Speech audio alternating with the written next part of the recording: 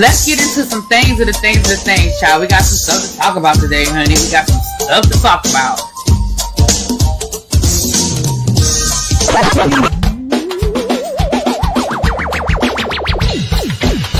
Hit that like button. If you are new here, go ahead and hit that subscribe button. We have a great time over here. You meant what you said when you said it. Really be expect, because I'll be understanding y'all sometimes. And when y'all know when I say y'all, you know I ain't talking about y'all. You know what I'm talking about y'all. Makes me that all these people that got something to say have been actively involved in the political process in their world. I don't believe it. You ain't gonna convince me. I know y'all love me.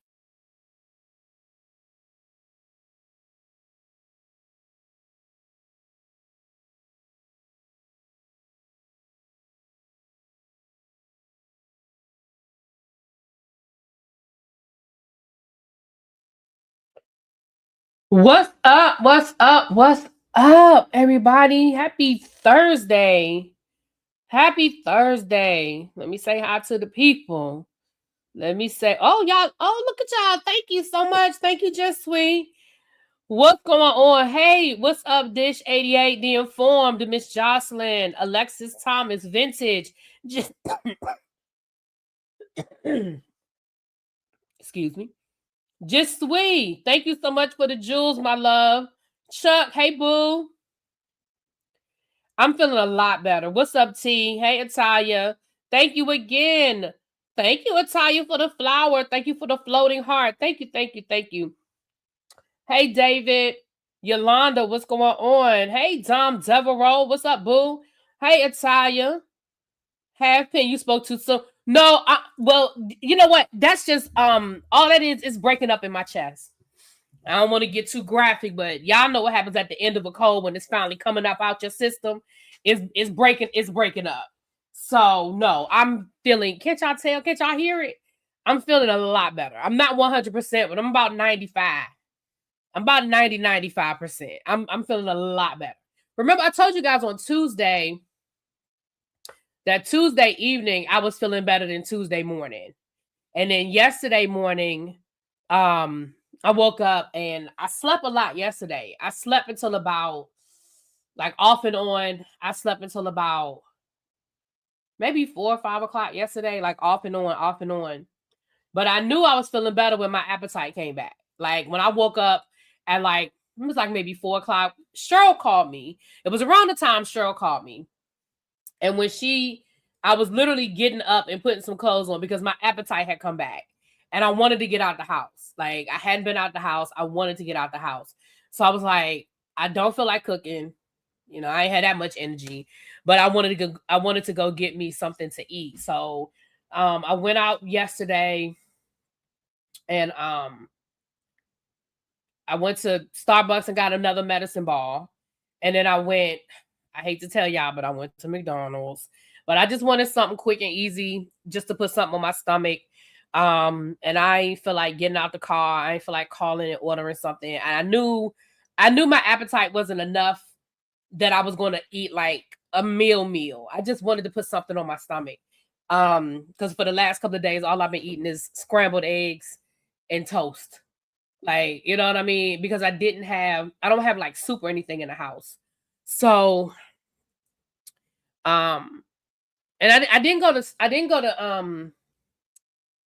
thank you, Pretty Gray Eyes. Thank you, boo. I don't even have it in me to sing right now. But thank you, boo. But I didn't even go to CVS yesterday because I was like, but I had enough. I still had some Dayquil and I had some cough drops.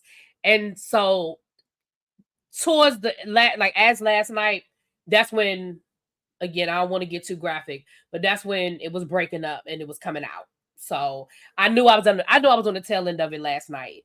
When it started breaking up, I knew I was on the tail end of it. So I woke up this morning and I was like, woo! I woke up at like 5:30 this morning and couldn't go back to sleep. That's when I really knew when I couldn't, because all I've been doing is sleeping. I've been waking up, going back to sleep, waking up. You know, I've been like playing around on social media, scrolling through TikTok and falling back asleep. I hadn't even turned the TV on. I didn't even watch nothing on TV. I just been, so I stayed up last night for a couple of hours. When I got back in, I sat down here. I watched Big Brother.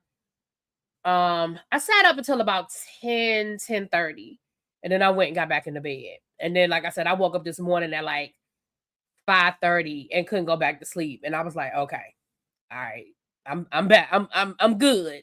And then I like I said, I laid there till about, what time I got up? I was on the phone with Cruiser when I finally got up and took a shower and stuff. And that was about maybe about 9:30, 10 o'clock. So, but thank you to everybody who called, checked, text, sent me a DM. You guys really checked up on me yesterday over the last couple of days, and I appreciate it. I do. If I didn't respond, charge it to my head and not my heart.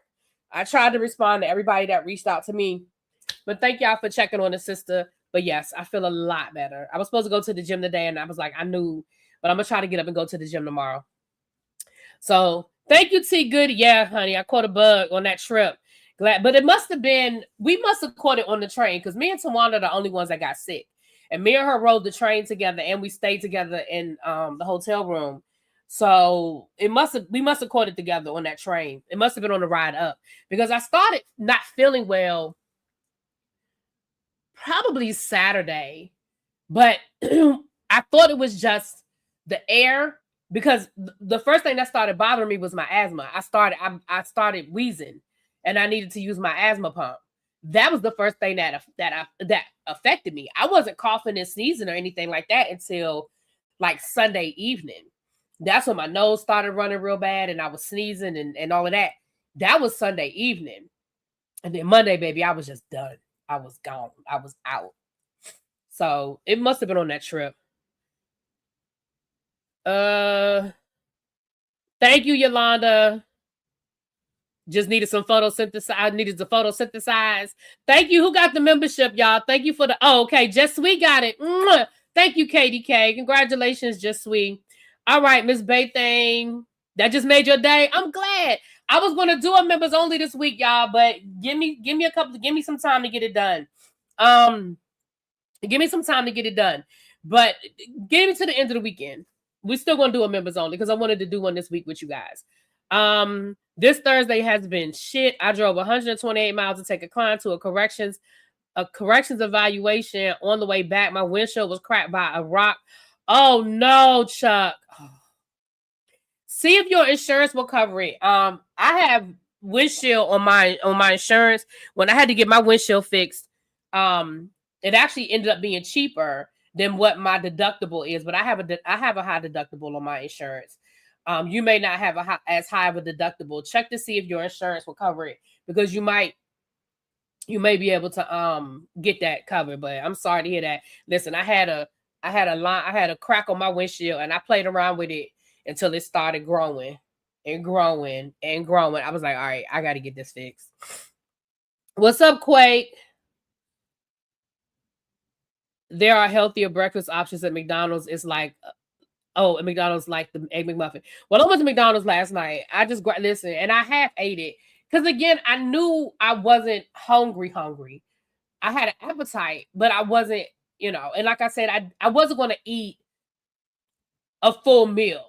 Like if I had gone to, like say if I had ordered a meal from somewhere, I wasn't going to eat it. So I said, let me just get something and put it on my damn stomach and going back to bed. Thank you, Quake. Hey, Kenneth, what's up, boo? Hey, man, Miss Takira. I'm just gonna call you Takira. Hey, boo. Hey, Cindy. Sue the company. The train has to pay. Child. I'm glad it's almost gone too, because I know I go back to work on Monday. I was like, let me find out I'm sick my last week of work. Really, be you bought something out of the crevices of that bed crack you fell into. Child. Felicia, what's going on? Queen Diva. Hey, Queen Diva, how you doing, boo? Ain't nobody going to McDonald's to eat healthy. Right. Listen, I wasn't even thinking about eating healthy. I was thinking about fast and on my stomach. And then the McDonald's that I went to was right next door to a Starbucks. So I was like, let me go on. I'm going to hit this Starbucks and get me this medicine ball. and hit this McDonald's and keep it moving. Baby, you telling me, Quake, exactly, this summer vacation, exactly. I go back to work Monday. The kids come back next week. I go back on Monday. First of all, I don't understand why we need a full week. I don't know why we need a full week of PD. When I first started teaching, we would get 3 days of PD, maybe 4. I really don't remember it being no 5 whole days of PD. I just don't feel like we got 5 days worth of shit to talk about.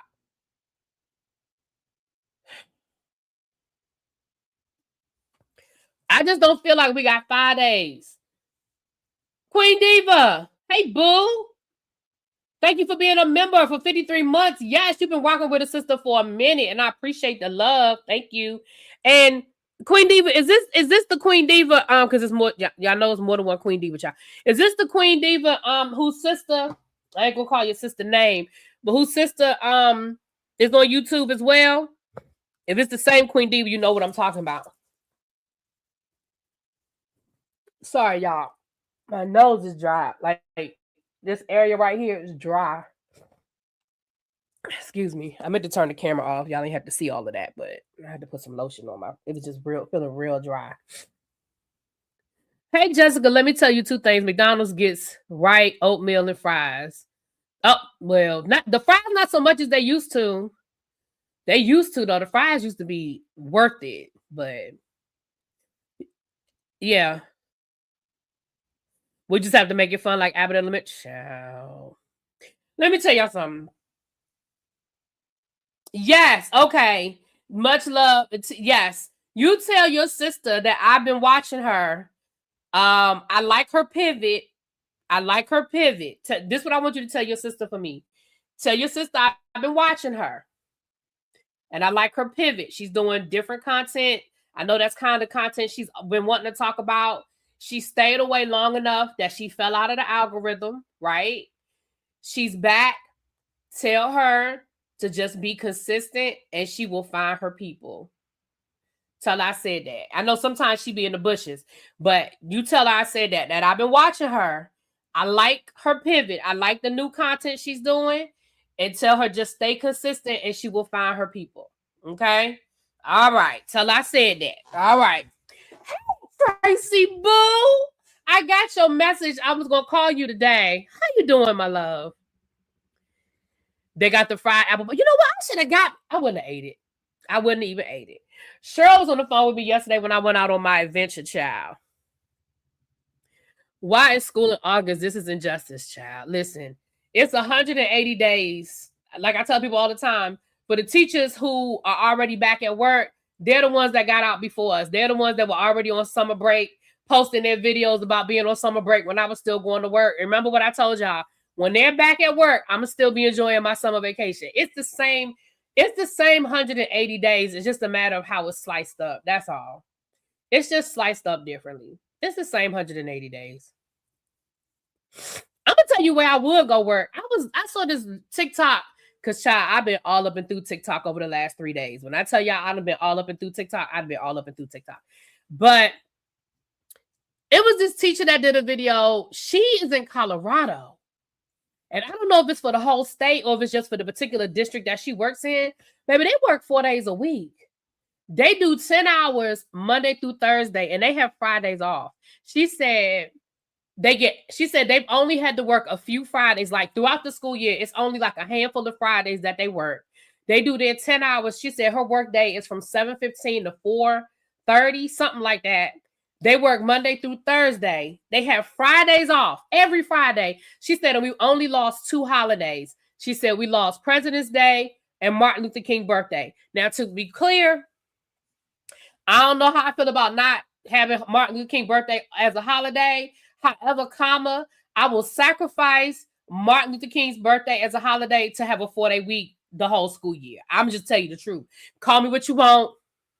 Call me what you want. Call me what you want. I will just have to call out sick that day, okay? Because I'm still, power to the people. I would just have to call out sick that day, but I feel like, you know what, Natalia? I don't even know what their ranking is. Now, I feel like Again, I just saw this random video. I'm gonna have to do more research, but I feel like the students probably aren't at work at 7:50. The school day doesn't probably start at 7:15. The school day probably starts still at like 8:30, and the kids get out at like 3:30. The teachers just have to come in early and stay late. So yeah, but their retirement plan is sketch, and their teaching contracts lock you in for years. If you leave early, they do something funky with the retirement. I have a friend that's a teacher in Denver. Oh, it's always a trick. Baby, it's always a trick. It ain't never. See, that's why. Let me tell you something. I see stuff online all the time, and I'll be like, that looks so good. But you'll be like, that can't be real. Like, it just, I might be missing out on some really great opportunities because I just don't trust nothing. 10 hours a day with baby's kids seems like a lot. Hell, most teachers work 10 hours a day now. We being honest about it. Shit, by the time you get to work, get situated, and stay after work, do whatever, whether you have a meeting, whether you just sitting at your desk. Child, sometimes I just sit at my desk and just be like this. Sometimes, literally, there are days I don't leave work and I'm not doing nothing. I'm just sitting at my desk, like just exhaling. Sometimes I'm literally sitting at my desk for 45 minutes after work doing absolutely nothing. I look up, like school lets out for us at 3:15, 3:10, something like that. And we can leave at 3:20. We can leave at 3:20. Whatever the time is, I don't remember. But we can leave at 3:20. There have literally been times when I've been at work at 4 o'clock and have done nothing. Like literally just been sitting at my desk. Like sometimes you're talking to your friends. Sometimes you might have a meeting. You know what I mean? Like I very seldom run out the door at 3:20. Like very seldom. Really be Terrence said to tell you hello, and union contracts are a mofo sometimes. I love my union contract. Tell Terrence I say hello. Hey, I worked for the union. Let me tell you something. That was one of my favorite jobs. I would go back and work for the union in a minute. If they call, now that's a job that I would go back to without hesitation. If they call right now, as long as they talking, if they pay me what I was making before, I would go back to the salary I was making before. No, I wouldn't. That's a lie. They would have to give me a little bit more money, but I would go back. They probably would have to give me a little bit more. I would definitely negotiate. I wouldn't just be like, okay. I would definitely negotiate, but I would go back. Sure would. Hell, I tried to get back with the union a couple of times, but it didn't work out. Happy birthday to your daughter, Andrew. Happy birthday. You were thinking about going into DCPS? Listen, DCPS pay good. It's a motherfucker though, but it pays well. It's not as bad as it used to be as far as when I first left out. Ugh. I was specifically speaking about having to read the fine print to see what you. Oh, absolutely, Terrence. Listen, when I worked for the union, that was one of the things. So when I worked for the union, I worked for the union when Michelle Reed was changing a lot. Y'all know how I feel about that bitch. But when she was changing a lot of stuff, and we kept telling people, first we told people not to vote for the new contract. We told them, do not vote for the contract. It's not a good contract. Do not vote for it. And that was before I worked for the union. So before I worked for the union, that new contract came through, and I was like, y'all got to look at what y'all are giving up. Like, and we tried to tell people, do not vote for the new contract. Do not. They voted because it was a lot of money. All people saw was money, money, money, money. Okay, cool. So then the next year, that's when I was working for the union. So at the end of the school year, all the people that took this money, because they gave out. So what they did was they gave these bonuses. At the end of the school year, if you met a certain criteria, you got a bonus, right? If you met the criteria and you got the bonus, if you accepted the bonus, what you did was you gave up your union protections. You gave up the protection. Basically, you made yourself an at-will employee, is what you did. And we told people, don't take the money. Like, y'all voted for this contract, which gave everybody a raise. So everybody was making more money because the raises, we made a good little piece of change. But We told people, do not take those bonuses. Do not take those bonuses. And what did people do? They took the bonuses, right? And then what happened was at the end of the school year, when principals wanted to write people out of the budget, and they wrote you out of the budget, if you were one of those teachers that took the bonus money, you no longer had any union protection. It wasn't shit we could do for y'all. They were calling us all summer long about their jobs, and we were like, we can't. The first question we would ask them when they called was, did you take the bonus? Were you one of the, I forgot what their name was, but whatever then if they took the money, they were under a certain, they had a certain class or whatever. And that was the first question we said was, how did you take the money? And the ones who said they took the money, we were like, there's nothing we can do for you. Because what happened was, I'm boring y'all with all of this. I'm sorry, but let me say this real quick and I'm gonna be done. Under the old union contract, if you got written out of the budget, DCPS was obligated to find you a position. So you might have been written out of the budget at school A. If you were a social studies teacher and school A said, we have too many social studies teachers, we're writing this position out, and you would have one that was written out and went by tenure. So if you had the least amount of tenure in your building, you would have one that was written out of the budget. Well, under the old contract, DCPS would just send you to another school. They were obligated to see that was part of the contract. You would find another job. We just didn't know where it was going to be. You could be at a school on the other side of town. You could be at a better school or worse school. As long as it was within your area of certification, you were going to be moved. Under the new contract, they changed the rules. If you got written out of your school's budget, the only thing that DCPS was obligated to do, they were obligated to have job fairs where you could go and apply. Now, you were free to apply for any position that was available in your area of certification. And you could go to these job fairs. But if you didn't get a job by the end of the summer, oh well. And so for the teachers that didn't take the bonus money, we could help them. Like, oh, absolutely not. They didn't take the bonus money. Therefore, you're still obligated to find them a position. For the teachers that took the bonus money, you better get on the phone. You better call your friends. You better call principals. You on the market. You are applying for a job. You have essentially been fired. And they had until the end of whatever the last day of the summer was. They had until school started to find a position. If they didn't find a position, then basically they were terminated. But again, these people were like, well, we earned that money. Okay. But you earned the bonus over here and lost your job over here. Because what they were doing was they were setting people up. So the people that, you might have been, they might have given you the bonus money. I forgot what they were called, y'all. My DCPS people, y'all remember. And they were honored at the Kennedy Center. They had this big award ceremony for those teachers. They had them at the Kennedy Center. They called their name. They had this big gala. Oh, it was beautiful. Oh, it was done up. And they got like $10,000. Great. Good. Sure. Take it. But a lot of those same people, the very next year, were written out of the budget. Because principals knew, oh, you don't have any protection.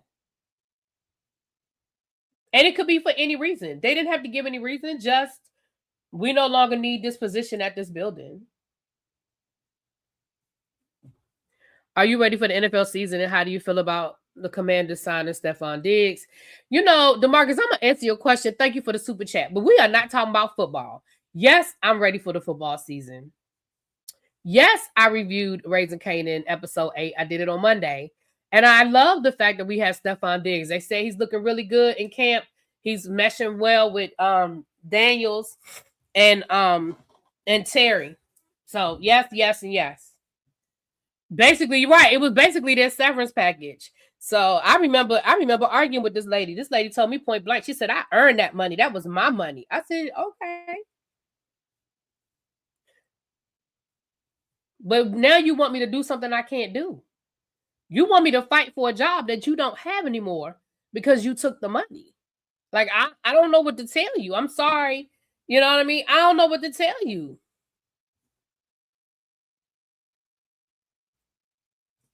I don't know what to tell you. So anyway, but working for the union, I loved it. It was challenging, but I love working for the union. Met some cool people.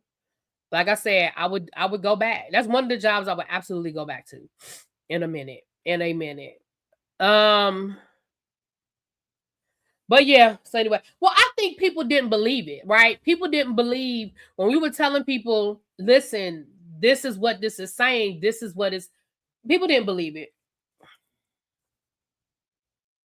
But you know what they say, a hard head make a soft behind.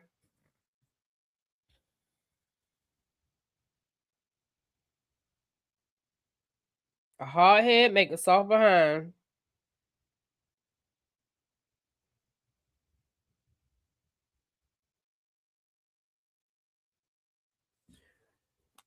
Thank you. Thank you for the jewels. Since that's Stephon man on your sports ball team, I pray he act right till February. Thank you, Abby. That's sweet. That's sweet of you. I actually do have the football link. If you guys are on, if you guys, I'll put the link in the chat. If you want to join the, um,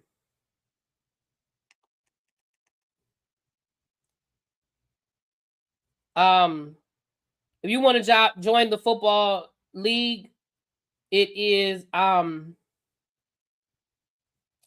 sorry, y'all. I'm trying to get something for y'all. It is,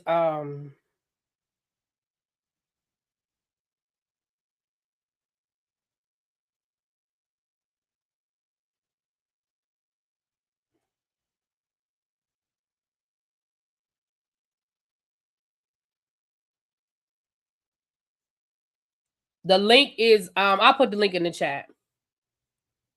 What message? You said, what you say? Hold on, Shay. Let me see. Let me scroll back up. I did say you said something, but I didn't read it. Hold on, boo. I was talking. Can I rejoin the union? What you mean? What do you mean, can I rejoin the union? I don't understand your question. What's up, Shay? Why everyone be trying to reach you and you on live? When did you try to reach me? You tried to call me? I don't have no call from you. Oh, shut up. Now I'm gonna have to put you out. Hopefully the Commanders go 10-7 this season. I want us to go more than 10-7. Shit. Reach for the stars. Hey, what's up, nephew? I had so much fun hanging out with my nephew this weekend. Oh, you wanted me to read the message about them funky giants. I know whatever we're gonna do, we're gonna have a better. You texted me? Oh, we're gonna have a better one than them funky giants. All right, y'all. I'm trying to get something to put in the chat. It's not. Why is it not? Uh,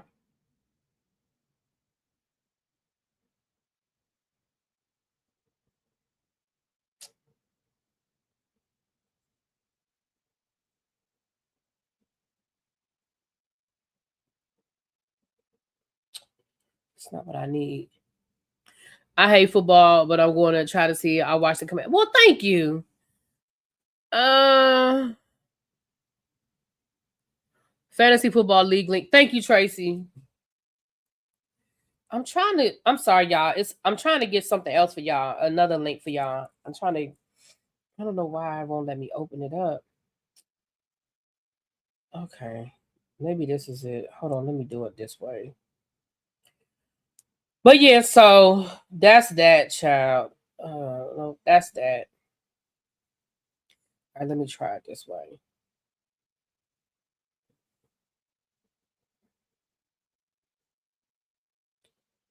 Okay, that's not working either. Okay.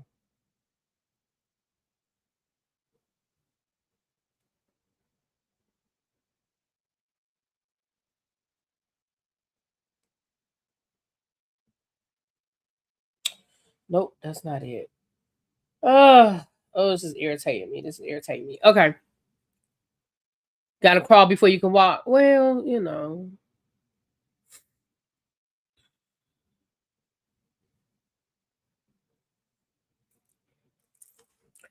Is that the right link? I hope that's the link. I saw some of y'all like Treese is in the league again. I know Treese is in the league again. Like a couple of people did get the link.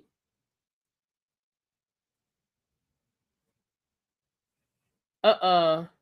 All right, let me get back into this because I'm trying to get something for y'all, but this is not working. I'm gonna have to figure out another way to do this.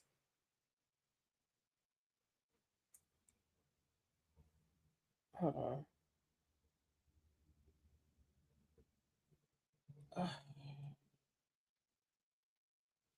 Let me try it this way. I'm sorry, y'all. Let me try this one more time.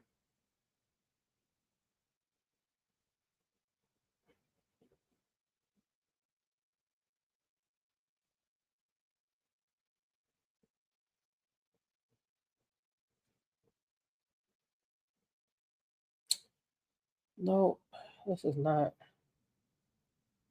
All right, I'm gonna have to figure it out. Why is it not?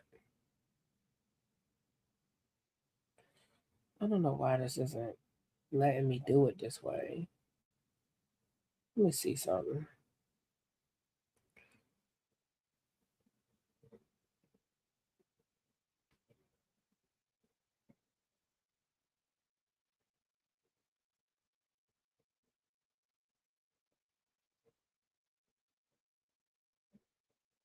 Okay. All right, I got this. But this is not what I need. Hold on, let me see.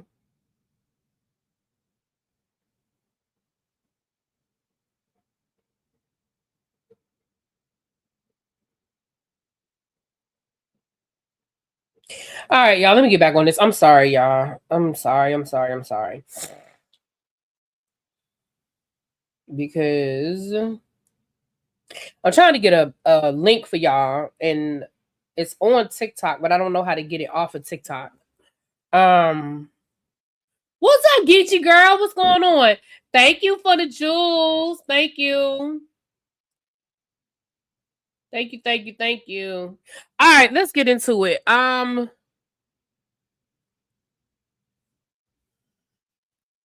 Lord, not the Powerball.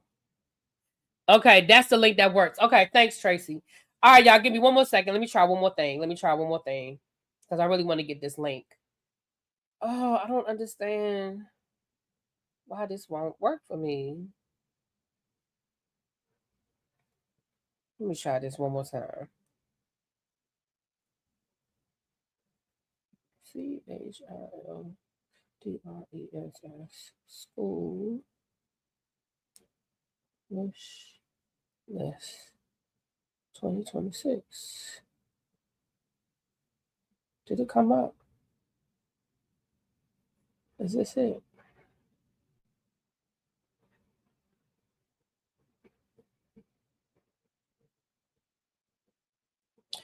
I can't tell if this is it or not.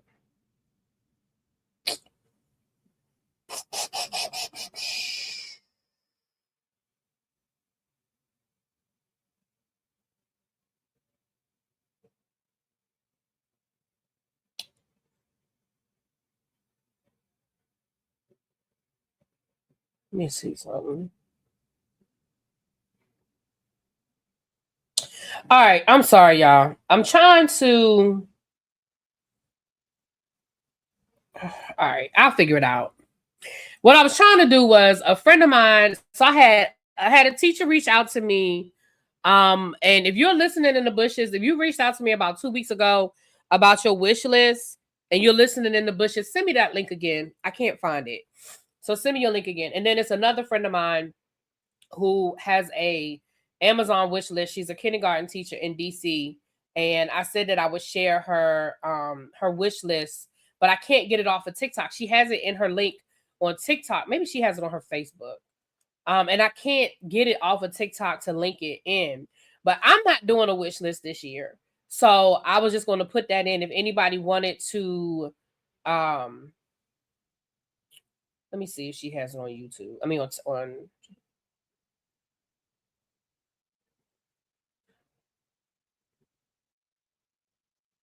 Let me see.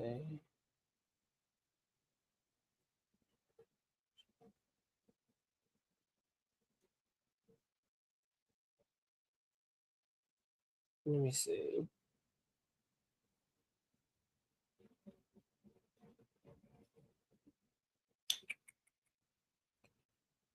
Okay. I see what. Okay. I see what she has the video. Let me just text her. Okay. Let me just text her. All right. Tree said.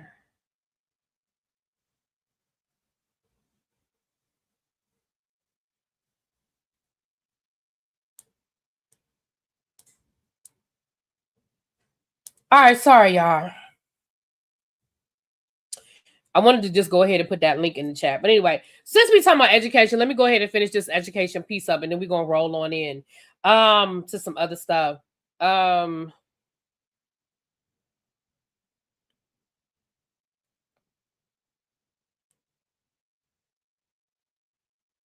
No, not that link.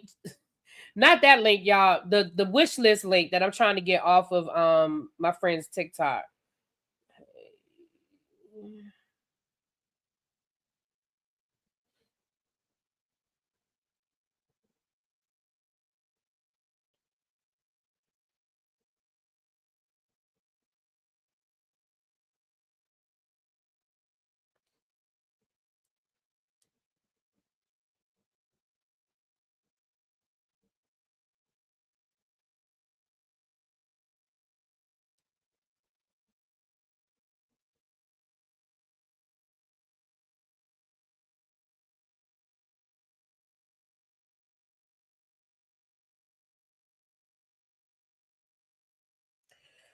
All right. Okay. Anyway, sorry about that, y'all. Sorry. I just wanted to get that. With that being said, Tracy, I'm sending it to you now.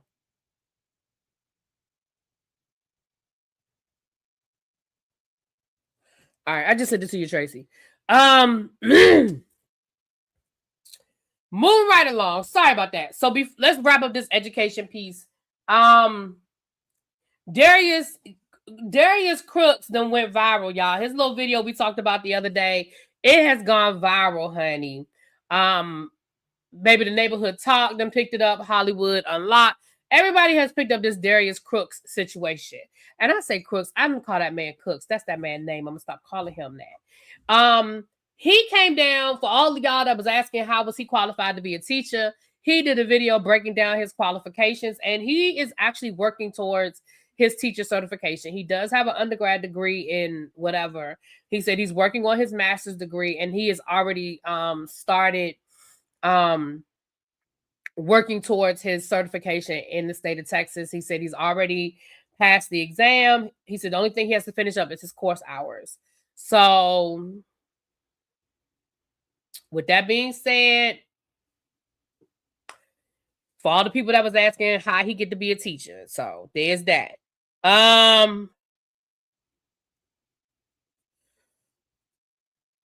Houston. Oh, how you do it? Oh, here it is, y'all. Tracy was able to get it. She put it in the chat. How did you do it? I'm gonna have to call. You had to call me because I could not.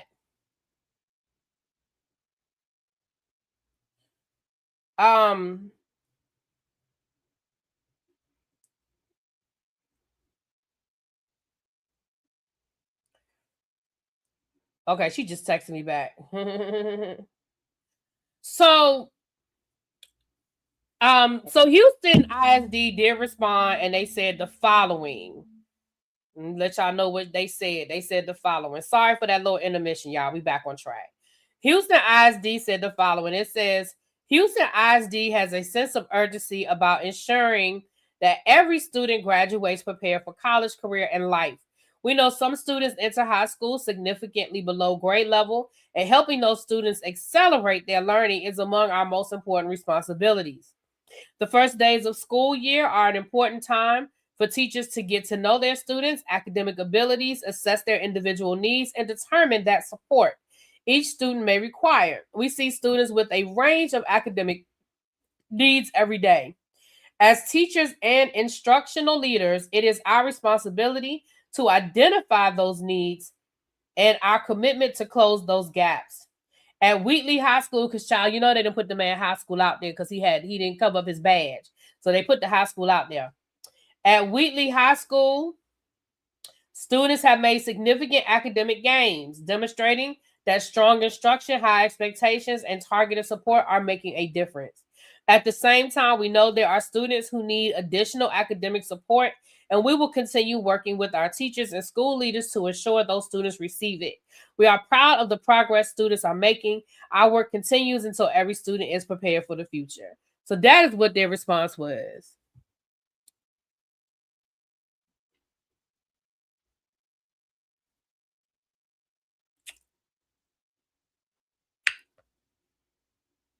That's all I'm going to say. I'm sure he got pulled into the office, especially after that thing went viral. I'm sure he got pulled into the office. I'm sure there was some, hey, bruh. I'm sure that there was a little bit of. And what I will say is this. Over the last 2 days, I have fallen into the abyss of social media because, like I said, I didn't even feel like turning my TV on. So I really was just scrolling. Like, honestly, between YouTube, Instagram, and TikTok, that is literally all I've been doing, and playing my games. You know, I'm playing my little games that's on YouTube, you know, playing my little games and all that. That's really what I've been doing. But the one thing I have learned, and I know we already knew this, but the one thing I have learned over the last couple of days is parents, and it's not just parents, but I'm talking to parents right now. Parents, please stop recording everything and putting it on social media. Everything is not a viral moment. Everything is not meant to be on the internet. Everything does not need to be, we don't need to be in all y'all's business. We just don't. Everything is not meant for us to be in y'all's business.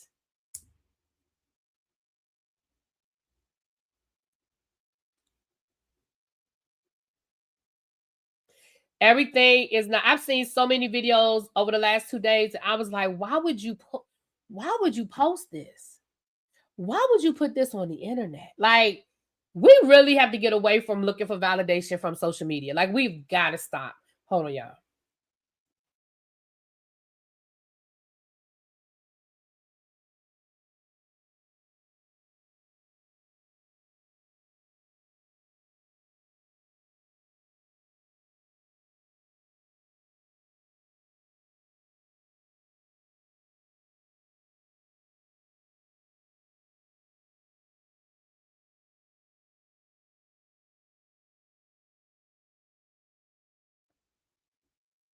Sorry about that. You know, here's the thing. Bab says, am I wrong for believing that kids, barring insinuating circumstances, should be able to read before they get to school? They should be able to read before, at least the basics, before they get to school. Certainly by the time they get into high school. So when I listened to Darius Cook's video, I didn't get the impression that the kids could not read per se. I got the impression that they could not read for comprehension and understanding. I believe they could read the words that were on the page. I just believe that they could not read the words that were on the page and apply it to a specific prompt. That's the impression that I got. That's how I felt. But, you know, it's bad either way. I mean, it's bad either way.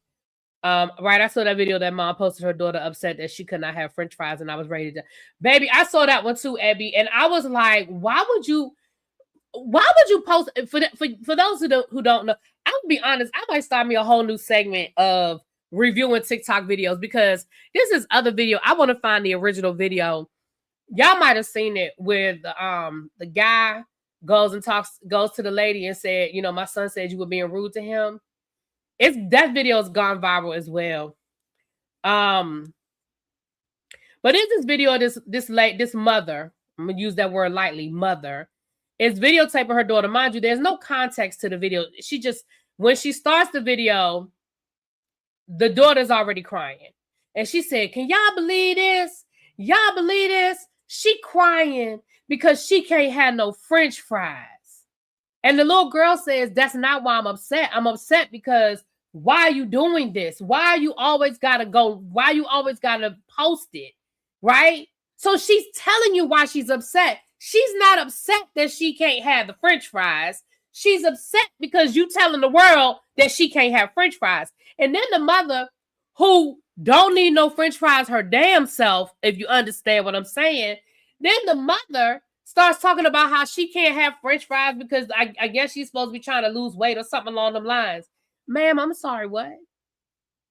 First of all, why would you, if your child has to lose weight for whatever reason, maybe her daughter is diabetic, maybe she has, you know, childhood diabetes, maybe she's trying to lose weight, because she didn't look that big to me. I mean, it was a quick video, but she didn't look too big to me. So, you know, I don't know, maybe it was a situation of you know, she was trying to lose weight to get on a sports team or something. But why would you take her somewhere like that then? If your daughter has to lose weight and she shouldn't be eating certain foods, why are you taking her somewhere like that? Why not take her to get a salad? Why not why aren't you cooking at home?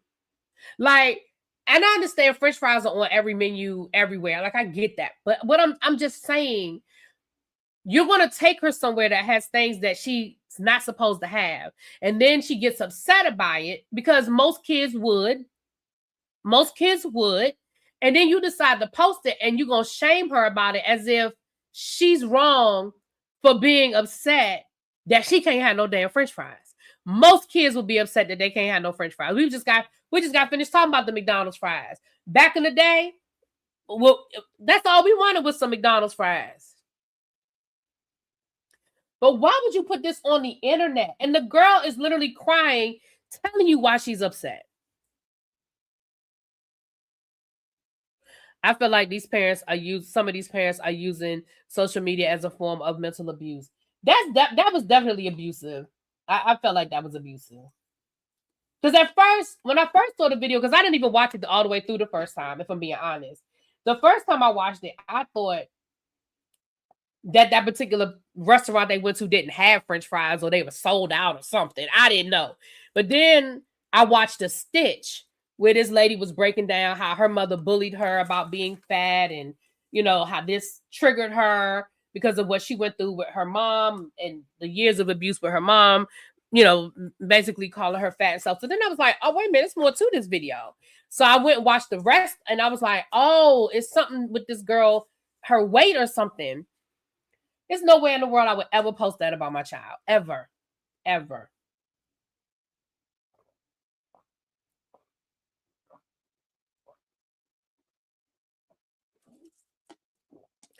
Ever. What's up, Angela? Hey, little baby. I feel bad for the girl because none of that was our business. Right. I'm not a parent, but the idea of showing the world a child in pain like that is beyond insane to me. I can only imagine it must be mental illness. Something. And the mother looked like she was really getting pleasure out of it too. If y'all found the video, send it to me. I'll show it to y'all. Of course, now it'll never come up in my algorithm.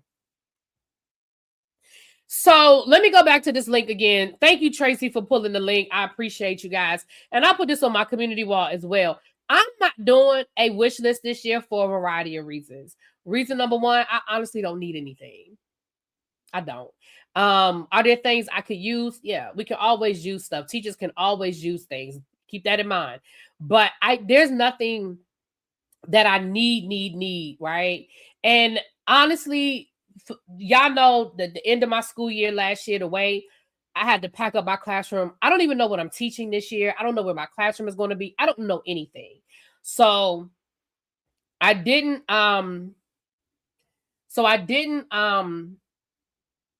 I didn't do a wish list because there's really just not anything that I need. However, I did want to support other teachers. So if you guys want to, I'm not asking you to, I'm not making you do it, you know, if you want to bless a teacher, this is somebody that I know very well. Okay. I'm endorsing somebody I know very well. We went to Bennett College together. She was 2 years ahead of me. She's been a teacher for over 20 years. She teaches kindergarten in DC public schools. She actually has a TikTok channel. I will post the link to her TikTok if y'all want to go over there and check her out. She actually posts the Kindergarten Chronicles. And she posts videos. She doesn't post her kids' faces, but she posts videos of her working with her students and different things with her students. Shut up, T. I knew you was gonna say something. Shut up.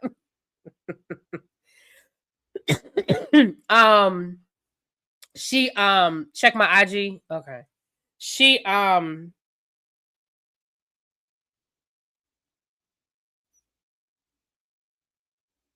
of course Tracy found it. All right, I'm gonna show it to y'all in a second. Y'all know Tracy found the video, right? So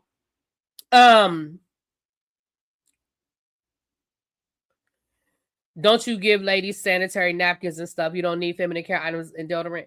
I mean, yes. I mean, I could always use that kind of stuff. Yeah. I mean, I could always use that kind of stuff. But right now, until I really know what's going on with me, I'm just, you know, I don't, like I said, right now, I don't even know where my classroom is going to be.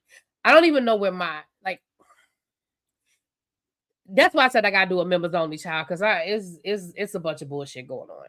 So right now, until I know what's going on, I'm good right now. But I appreciate y'all. I do. But there was another teacher that reached out to me. She's a subscriber. She teaches in the same district that I teach, and she also teaches, I think it was kindergarten or first grade, and she had a wish list as well. She reached out to me a couple of weeks ago, and I told her I would post it. So if you're listening, if you're in the bushes, if you hear this on the replay, send it to me again because I got so much in my DMs, I honestly can't find it.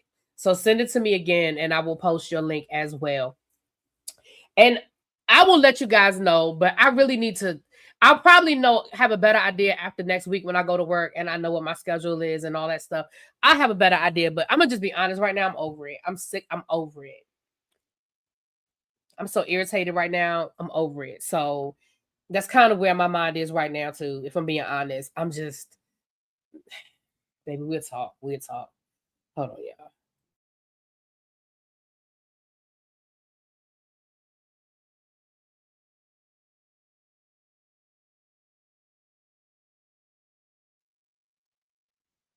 But anyway, so if y'all want to bless a teacher, by all means, click that link and buy something off of her,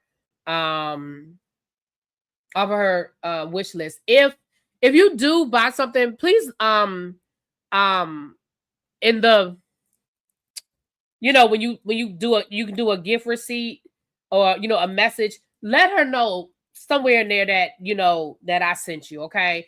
Just so she'll know. And again, nobody has to do anything, but if you want to bless a teacher, by all means, please bless her. Hey, really, hope everything works out for your wish list. As a fellow teacher, I'm sorry for the beginning of the year confusion, girl. Thank you. It's a mess. It's a mess. But yeah, I mean, that kind of stuff, yeah, I can always use that kind of stuff. But like, I mean, child, I'm just sick of it. I'm be honest, I'm just sick of all of it.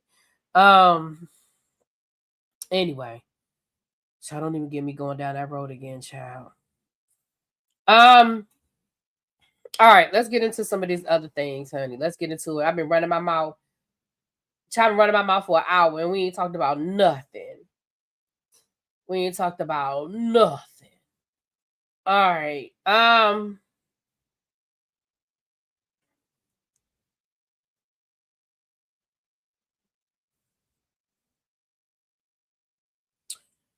What else we talking about? Okay. The Real Housewives of Beverly Hills news. I told you guys the other night that Marcellus. Oh, I have the video here. Okay, hold on. Let's do this before I get into this, before I forget. So this is the video we were talking about. Why are you always my daughter sitting here crying because she cannot have french fries? You're irritating me. I mean, keep doing that on purpose for no reason. While we in the restaurant, she's crying because she's not allowed to get french fries when I already allow her to get soda. Tell me this is not crazy. She not even supposed to have soda. I said, no french fries, because you do this every day. We're not doing this no more. And she is pissed off. Then she's saying she don't want anything in here. She wants to eat when she get home. And we at the daggone restaurant. She's showing her ass today. Even me at 200 pounds when I was 11 years old, 10 years old, in the 6th grade, I didn't even cry. When my mother said, oh, you can't eat this, I said, okay. I was happy just to eat a cheeseburger from McDonald's because we never could have it. And when she said, no, you can't have it today, I said, oh, okay. I'll just eat the leftovers at the table. And I was good. Now I have to deal with this. This is too much.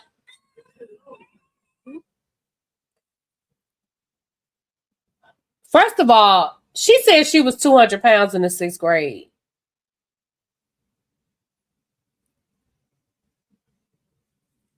Ma'am. She said she was 200 pounds in the 6th grade. So this was the response, because of course the internet has been tearing her ass up. And I haven't seen this response, but the internet has been tearing her ass up. So here we go. Hey guys, I've been told to put down plus and everybody coming to my inbox telling me what I should and should not do to my kids. And look, I'm gonna put it like this. I still stand on my shit. I don't need nobody to tell me what I should and should not do with my kids. I raised all 5 of my children by my fucking self. I provided them a big ass fucking house, a mansion, motherfucking cars, clothes, whatever they needed. I ain't never not gave my children something they needed. So when I tell my child that you don't need this, it's because you don't fucking need it. If you need it, I will definitely give it to you. Horrible mom, because I don't give my child French fries. Y'all don't even know the backstory of it. She been eating French fries constantly, every single day. I told her 2 years ago, we're going to chill off these fries. She would sneak the fries. She would go buy the fries when she go to the store. She would keep on eating French fries. If I sit and allow my child to eat saturated fat, carbohydrates, all types of shit, sugar, potatoes turn to sugar in your bloodstream. If I sit there and allow that to happen, knowing diabetes and high blood pressure running my family, then what am I doing to my child? That would be the neglect.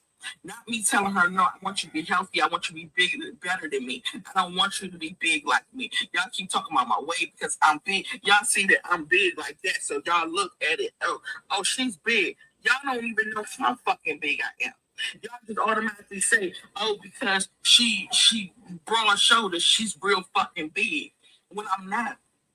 No, I'm big, but I'm not as fucking big as y'all saying I am. And so y'all come on here and y'all talk all this shit, plenty things about what I'm doing with my own fucking child. Like I don't have the right to tell her, no, you cannot have this. You cannot overindulge in bad things. That's the problem with America now. I can't do no more of that. I can't. Ma'am, hey girl, lady. The issue isn't you not letting your child eat French fries. That's y'all business. You know the reason why we're in y'all's business? The only reason why, excuse me, the only reason why we have an opinion about y'all's business is because you put it on the internet and you invited us into y'all's home. You, ma'am. The only reason why anybody has an opinion, thank you for the jewels. Thank you, Miss Flames. Hey, Miss Flames. That's a new name. Hey, boo. The only reason why we are in your business is because you are bringing us in your business, ma'am. Nobody give a damn about what you let your child eat or why you let your child eat it. The only reason why we even having a conversation about it is because you put it on the internet for us to talk about. Hello? That's the only reason why we have an opinion. And you talking about some carbohydrates and sugar, and it turns to sugar in your baby. That sounds like you done had some conversations with some doctors. And I don't think it was about your daughter. I think it was about you. Thank you, Miss Cookie, for the jewels. Thank y'all. Thank y'all. Thank you, Atalia, for the jewels. Floating heart. I'm sorry, I got a floating heart. Thank you so much.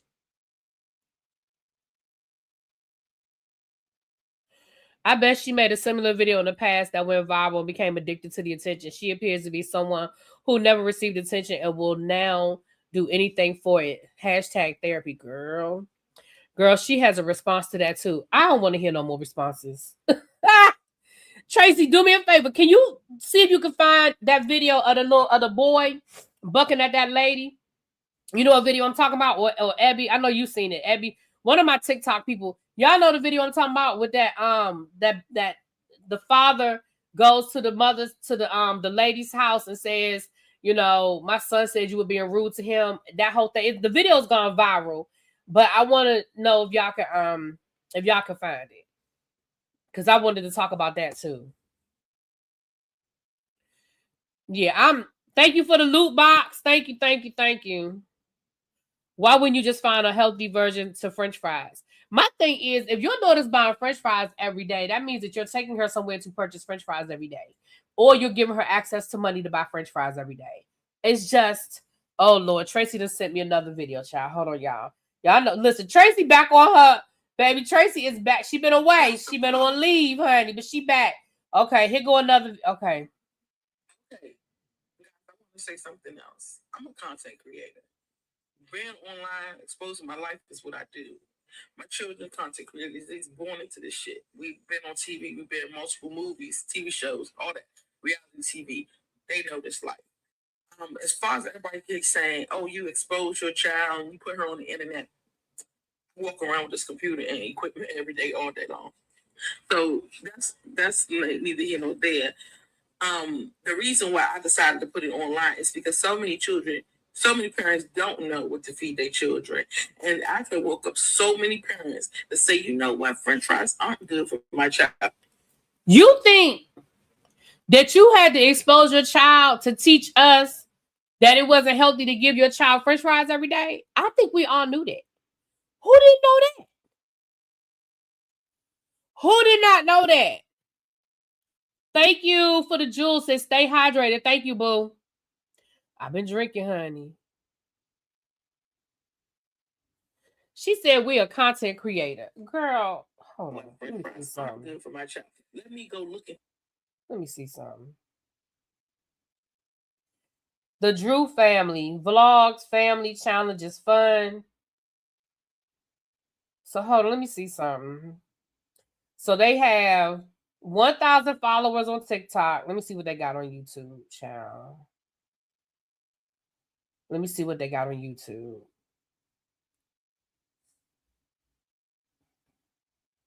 They got 500 subscribers on YouTube. Hold on, let me see here. Okay, let me go to her Instagram. Let's see what's on Instagram. She got 1,900 followers on Instagram. Okay, let me see here. And that's all you got on here. Okay, hold on. Got another Instagram. Okay, this one say Heaven. I don't know who Heaven is, but I guess that's one of your daughters or something. And y'all got 700 followers. Ma'am, come here. Come here, baby. Come here. Let me tell you something. Let me say something. You're not a content creator.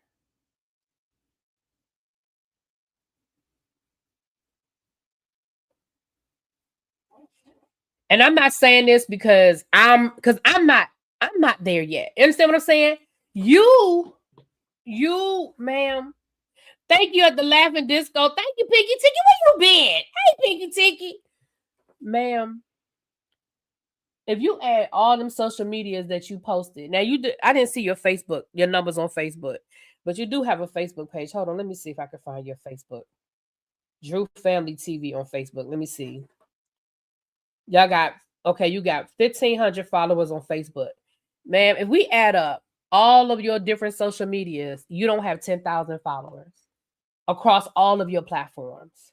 And I'm not saying that because I'm there, because I ain't there yet. The day that I can quit my job and do this full time, that's when I'll call myself a content creator. Ma'am,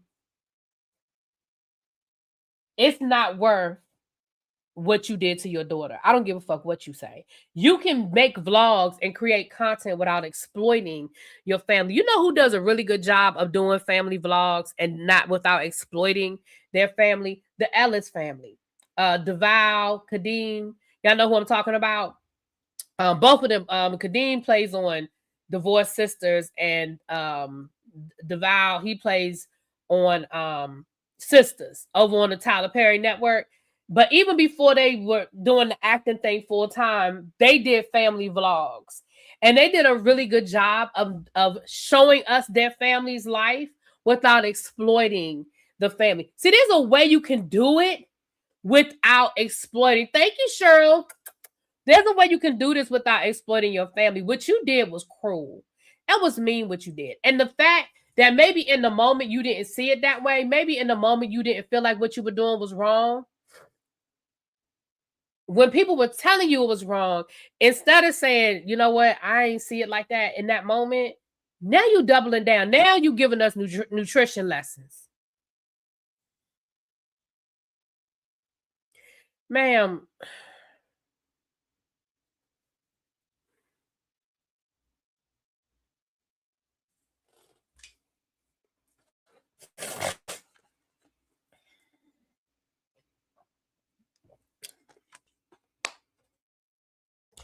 anyway, I don't have the energy for her. Let's move right along. Down to the Real Housewives of Beverly Hills. I told y'all the other day that Marcellus Wiley, what's his name? Marcellus Wiley, all the charges were dropped against him in the DV case against his wife. Well, his wife has come down here to talk to us and tell us what the dealio is and why the charges were dropped and what's going on. According to her,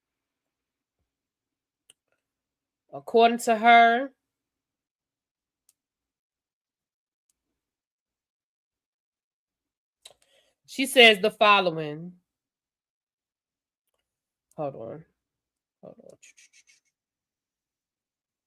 While I'm working every day to support 3 children with no support from their father, the man who has been abusing me for 14 years is spending time ranting on social media, lying, intimidating, and slandering me.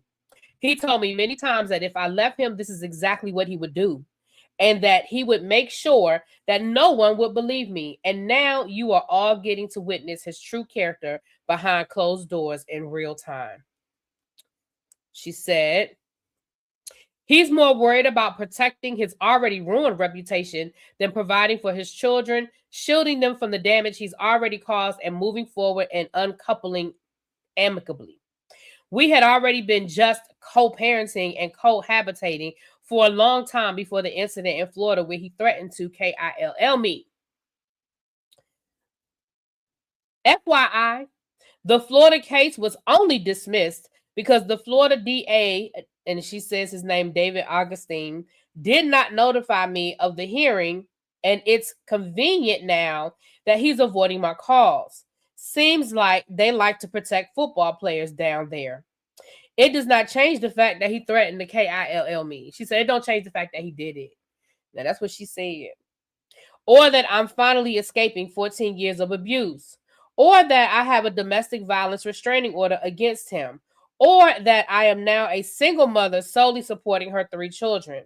I have already filed multiple violations to the DV restraining order, but our criminal justice system is broken. Victims of domestic violence are not protected. Listen, I don't know what happened in that house down to the Florida. I don't know. But what I do know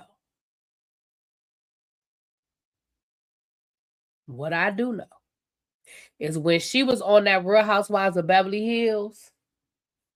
I know that man wasn't very nice to her, and I know that man wasn't very nice to the other women on that show. Even to the point where Crystal Minkoff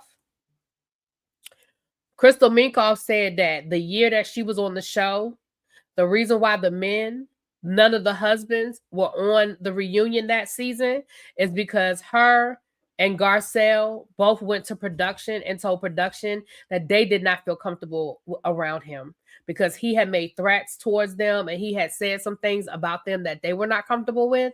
And they went to production and told production, we are not comfortable with him being here. We don't want to be around him.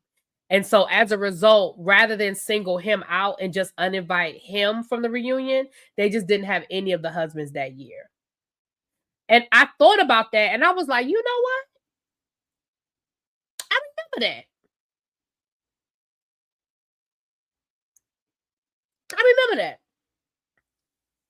So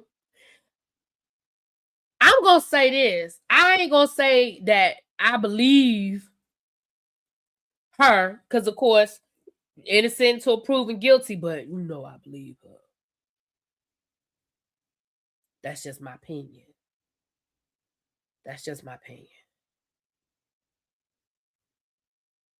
You found it. Thank you, Abby.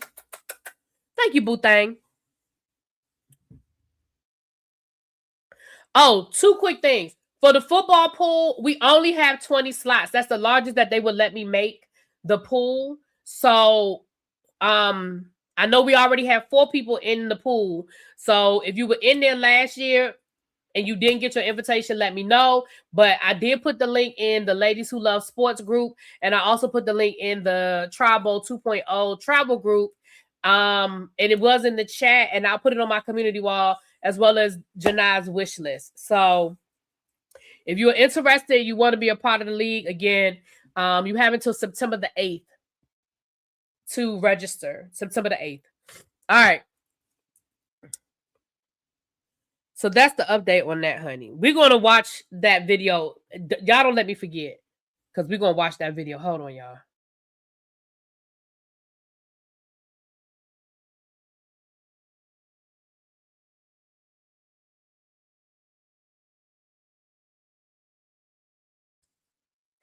Okay. Yeah, stuff has been out there about him for years. So that's why, because remember, those questions came up when she was on the show. She was only on the show for 1 season. And those questions came up. So, They said that Lionel Richie was talking trash at his concert the other night. Listen. This is the way I feel about stuff. This is the way I feel about stuff. I believe Crystal too, another example of production putting the show over talent. They should have just excluded him. I agree, Chuck. And I believe Crystal as well, because again, she didn't speak on it until this came out. So I believe it.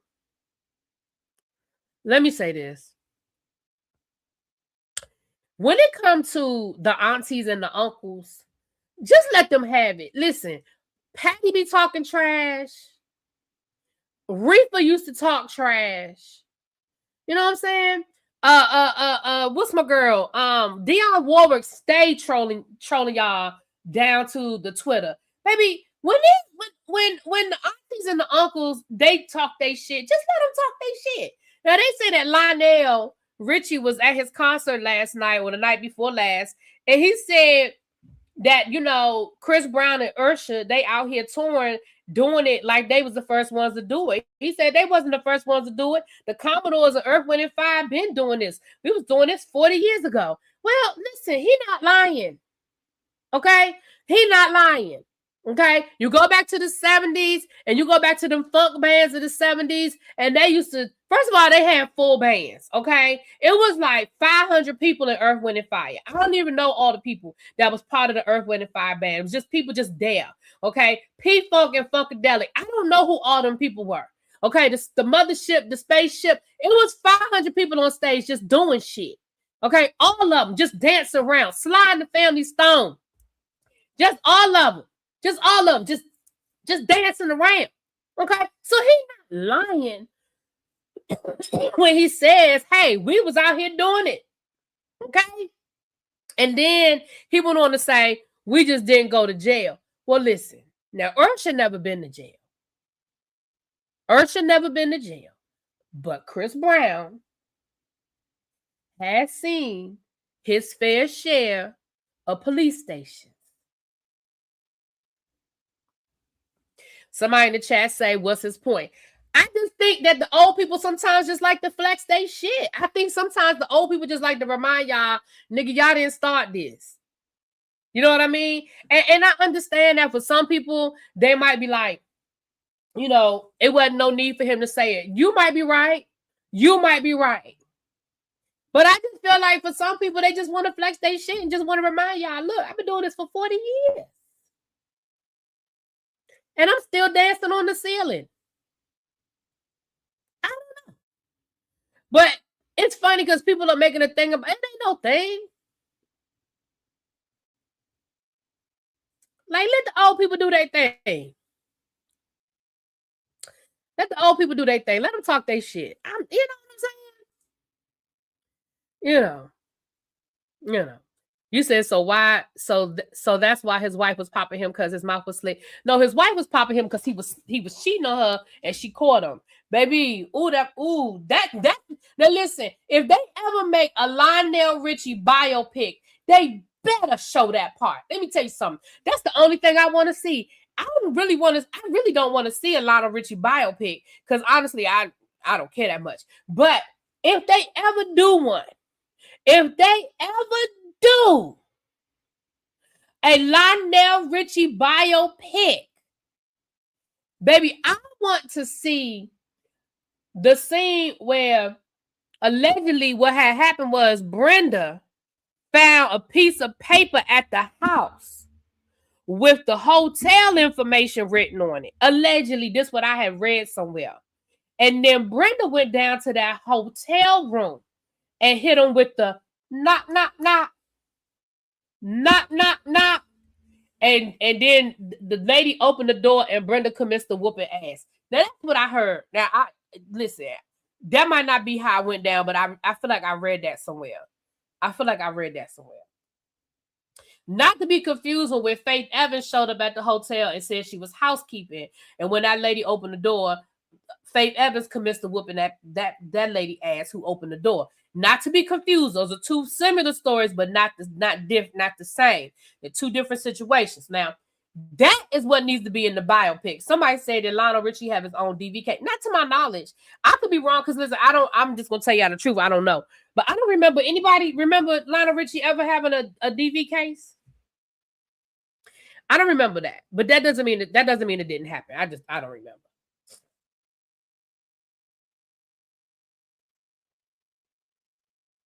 Yeah, Brenda whooped his tail. Yeah. Mm-hmm. And let me tell you something. And Brenda whooped his tail.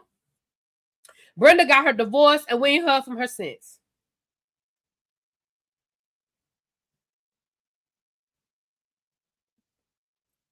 Brenda whooped his tail. She got her divorce, and we ain't heard from her since. She off, minding her business, living her good life. That's just like Michael Jordan's wife. We ain't heard from her since. She got her money, and she is up, and I think she just sold that house in Chicago. She was up in Chicago up until I think she just sold that house a couple of years ago. But baby, Brenda, Michael Jordan's Juanita, baby, she got her money and she went on about her business. The Google said that his only DV case is when Brenda beat him. Yeah, I think that's what it was. I think that's what it was when Brenda whooped his tail. I think that's the only DV we've heard him involved in. Yeah. Uh-huh. Yeah. So my thing is, was it something that was necessary? What's up, Aaron? Aaron, I've been keeping up with your did you see, we about to talk about it in a minute. Did you see when Papoose sent a cease and desist? We about to talk about that in a minute though. But let me tell y'all something. Again, some people might be like, why was it necessary for him to say it? It wasn't. It wasn't. Real Housewives of Beverly Hills wanted Brenda Ritchie on the show. I think she would have been. I don't know how she would have done on the show.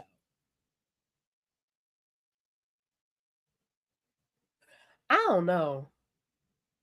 I mean, I don't know her personally. Obviously, you know, I don't know her personally, but I don't know if she would have got along with that. I don't know.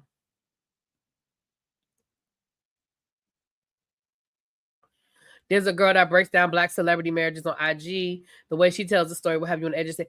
Y'all know I love my girl. Ashley, is it Ashley Say So? I love I love her storytelling.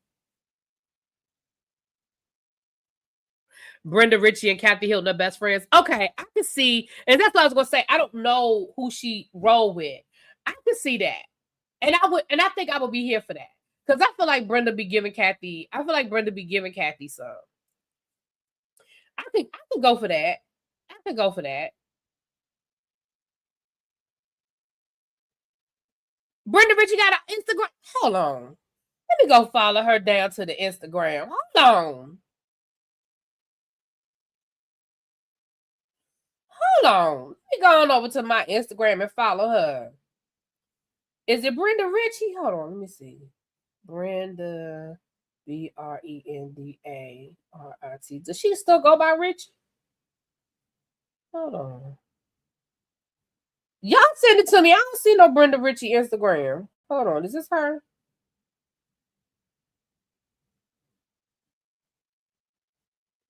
Oh, here it is right here. I found it. I found her. I found her.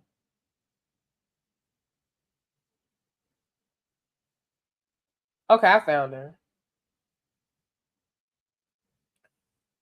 Yeah, I know I wasn't. Yeah. Because let me tell you who I love. Let me tell y'all who I love.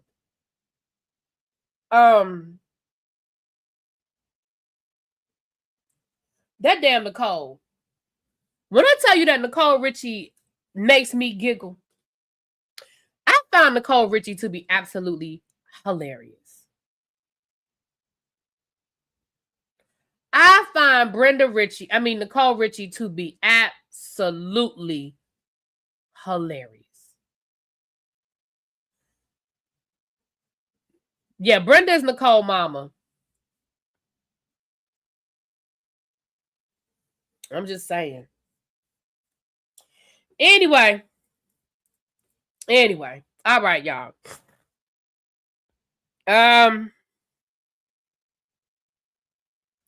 Let's go on over to Real Housewives of Atlanta. Now, the Real Housewives of Atlanta, Shamia told the people.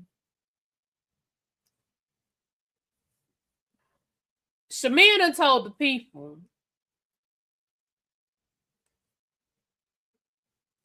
that one of them ladies tried to fight her in real time, like really tried to put the pause on her. Now, that's what Shamia done told the people. Now, hold on.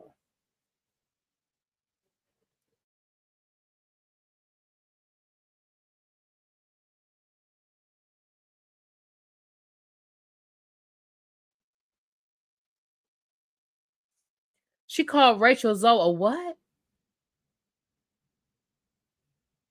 I don't even know how to say that. A what? Chupacabra? What? I don't even know what that is. I definitely think that was K. Michelle. I think the person that tried to fight her was K. Michelle. I absolutely believe that's who it was. And she said we'll hear about it at the reunion, so I believe it was K. Michelle. And then Kelly done doxed damn Angela.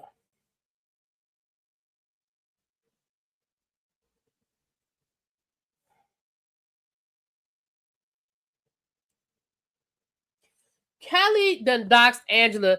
Kelly done posted Angela government name, her address, because she said that you worried about me and my finances. Your house was in pre-foreclosure. She posted the actual house to show that it was their chupacabra. I don't even know what's that. Chupacabra. Chupacabra. I don't know what that is. Tell me what that is. I never heard of that before. Chupacabra. Chupacabra. Yeah, I don't know what that is. Hold on. Tracy done sent it to me. She done Googled it. A legendary cryptic in the Americans known attacking livestock and draining their blood. Lord, y'all be teaching me. Y'all be learning me stuff that y'all be learning me stuff. I never heard of that before. I never knew what it was. And then it's a picture of it. Tracy done sent it to me. This a picture of it. That is an ugly thing. What the hell? That's what she called Rachel Zoe. Listen, bravo.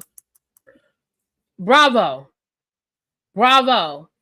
If Brenda Ritchie called Rachel Zoe one of these, I need her on Beverly Hills. Whatever she asking for, give it to her. I don't know what her price is. I don't know what she want. Whatever she want, give it to her. She want a Rolls Royce, give it to her. If she want two commas in her paycheck, give it to her.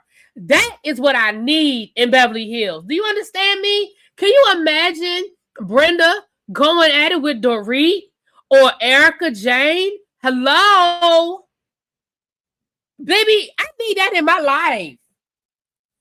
I didn't know that. I'm glad y'all be learning me things all the time. I appreciate y'all. Thank y'all.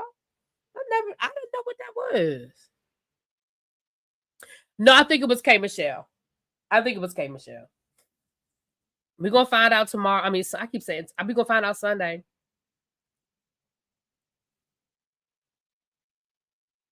Yeah, I think Nicole Richie's blood mother, I think is related to Sheila E. Yeah, I think she's related to Sheila E. somehow. I think it was like Sheila E.'s cousin or somebody like that. Yeah, I don't remember the exact connection, but I remember hearing that before. Rumor has it Lionel gave her what Bravo was willing to pay to keep her off the show. See, that's smart. Lionel, that's some smart shit. Let me tell y'all something.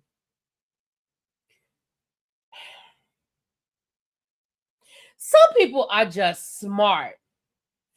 T-Pain, hold on. Remind me. Hold on. T-Pain. I want to come back to T-Pain. T-Pain. And then this other video. We got a lot to talk about. What time is it? Okay.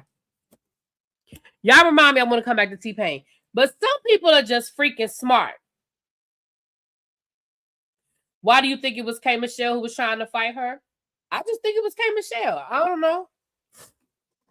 I just think it was K Michelle. Sheila E. is Nicole's biological father's sister. So she's her aunt. Okay. I knew they were connected. I didn't remember how. All right. Thank you, Lauren. Let me tell y'all something. That is smart. Okay. I'm going to tell you why it's smart. We've heard of people going to the court to keep their kids off of social media. Like, oh, well, if your mama going to do reality television, I don't want you on reality television. Right. But in this case, Lionel Richie really didn't have no leverage because Nicole was grown and been doing reality television, right? So there really was no leverage there. But if Lionel Richie went to Brenda and said, listen, whatever they're going to pay you, I will match it. Just don't do the show. I'm not mad at neither one of them. I'm not mad at neither one of them. I'm not mad at neither one of them. I ain't mad at Lionel for saying, because he already knows that that's what they're going to want to talk about. He already knows that if she go on a reality television, the thing that him and Brenda are most famous for are the fight and Nicole. So either they're going to be, that's what somebody, production is going to make them ask. So is it true? You and your ex-husband? Was it true? Listen, he already knew what the conversation was going to be. He ain't wrong. I ain't mad at him. And to be honest, for a first-year housewife, she wasn't going to get paid that much. That's his chump change. She probably was going to get paid maybe $300,000 for her first year as a housewife. Lionel Richie, he shits $300,000. You know what I'm saying? And if I was Brenda, I'd have took it too. Because I just made a quick lick and I don't have to do nothing. Okay.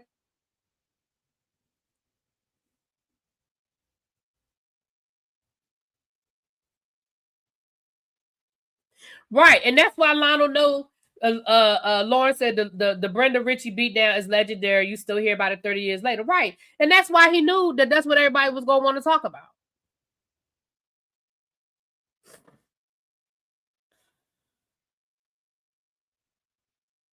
Yeah, Lionel ended up marrying that woman. Mm-hmm. And they had some kids together too. Mm-hmm. Right, Tracy. They would have had a DV awareness event, and yeah, and they would have asked her all sorts of questions. Child, oh, they'd have found a way to bring it out. Oh, that would absolutely. Baby, I remember when they talk. I remember when it was out too. Can you imagine? See, that's one of those things that because we didn't have the 24-hour news cycle that we have today, some of that got pushed under the rug. You know what I'm saying? Some of the stuff got, but we didn't know all the details like we know now. Right, Abby, give me $300,000 to stay home. Okay, all right. We'll tell him to come defecate 300 on my front lawn, baby. Listen, Terrence, I'll take it too. Baby, I'll take it too. You gonna pay me to not talk about you? No problem. Which, if that's true, which that tells me is they must not have had a clause in their divorce. Either that or that's expired because they've been divorced for a long time. So they may have had a non you know what I'm saying, for her not to talk about it, but it may no longer be a thing. Listen, okay, Kim. Okay, for 250,000, I might let him do that too. Shit. Okay.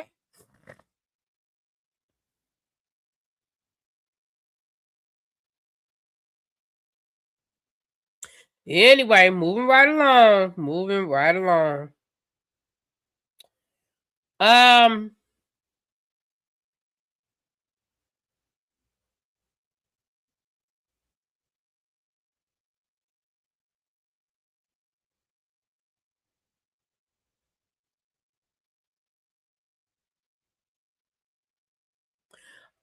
All right, so that's Real Housewives of Atlanta.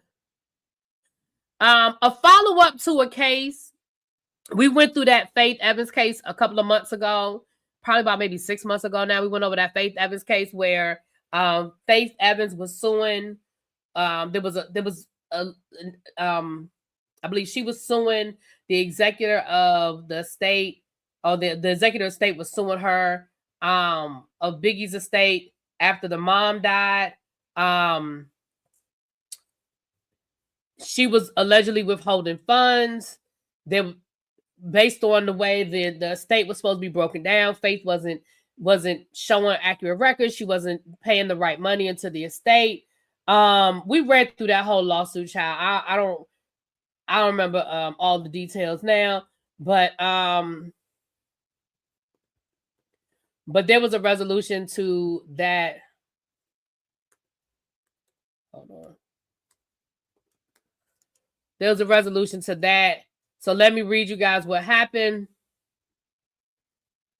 A Delaware court judge ruled in favor of the Notorious B.I.G.'s former manager, Wayne Barrow, ordering Faith Evans to release withheld profits from a landmark $200 million music catalog deal.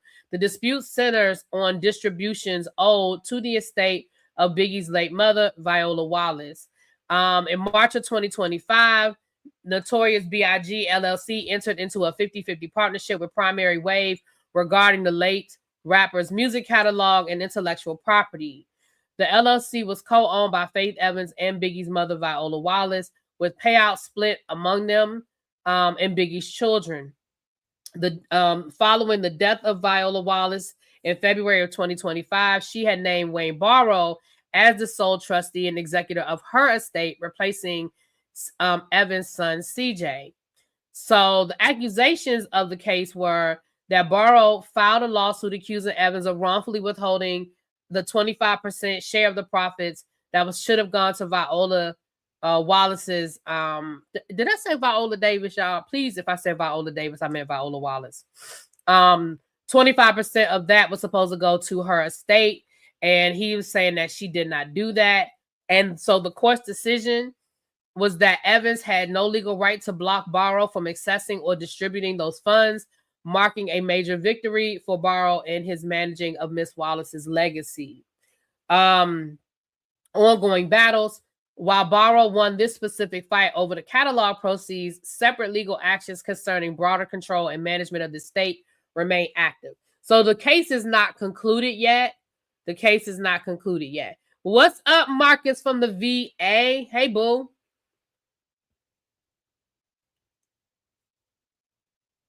So, yeah, it sounds like when Biggie's mom had cancer.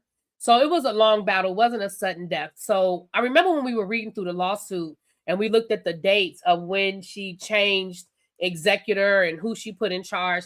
It sounds like she was of sound mind and body when she made these decisions. For whatever reason, she made the decisions that she made. And it looks like she took her grandson off of being the executive of her estate and she put Wayne Barrow in, if I remember the details. And they were basically trying to say that she was already sick. She wasn't of sound mind and body when she made this decision, that he was taking advantage of her because she was sick and blah, blah, blah, blah, blah. That's what I feel like I remember us talking about. But that part of the lawsuit, he has won, and they're still working out the rest of it. So I just wanted to give y'all that update because we did talk about that lawsuit. Let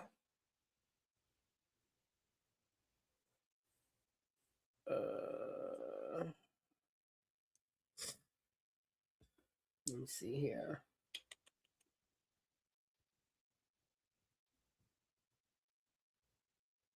Okay.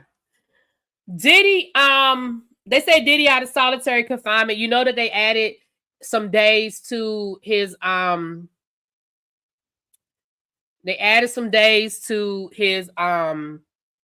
sentencing because of that fight he got into, but he has been released from solitary confinement. So, lucky him.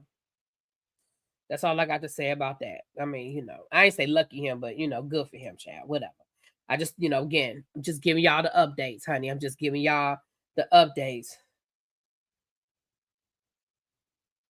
Hold on.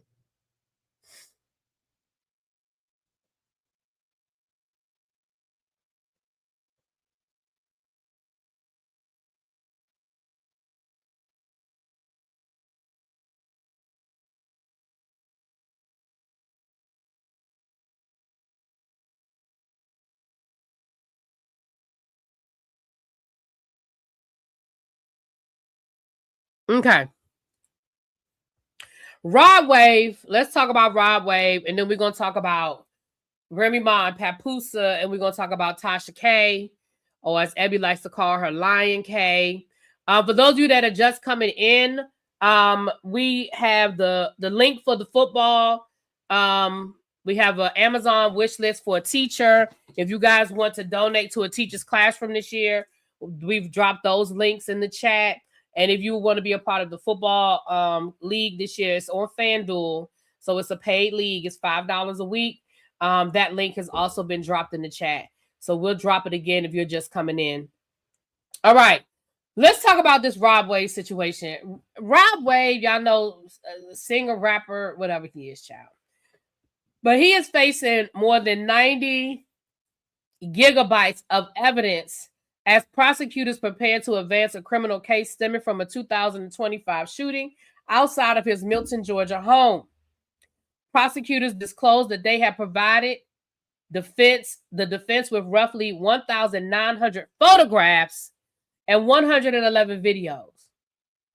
Green faces, that's his real name, Rodney Green. Green faces 14 charges related to the April 2025 incident.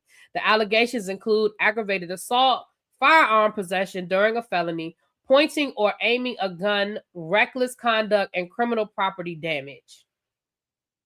According to the police, a verbal dispute involving Green and an associate escalated into gunfire. Investigators allege Green fired multiple shots outside the residence, striking several vehicles.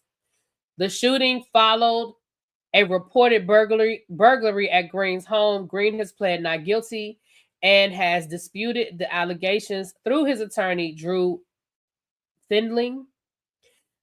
There's no truth to these charges, Findling said in a statement. Rod Green was a victim of a burglary and committed no crimes. How was he even charged as a result of this situation is incomprehensible. Well, it sounds like that I don't know. It sounds like it's a lot to comprehensible. His attorney says that this will absolutely be resolved favorably to Mr. Green. The latest disclosure provides Green's attorneys with a substantial volume of material to examine before the next court proceeding. Prosecutors have not publicly described every photograph or video included in the production. The evidence could contain additional material concerning the alleged shooting and events surrounding it. Green's next court appearance is scheduled for September the 28th in Georgia. What we know is just because they provided a lot of that information doesn't mean that it's all relative. Y'all know we saw Ellen Brockovich. They throw all this discovery out, and it might be 3 or 4 things in there that's relative, but they just want to give y'all a bunch of stuff to look through, hoping you won't find what's really there that they don't want you to find. You know what I'm saying? So we don't know.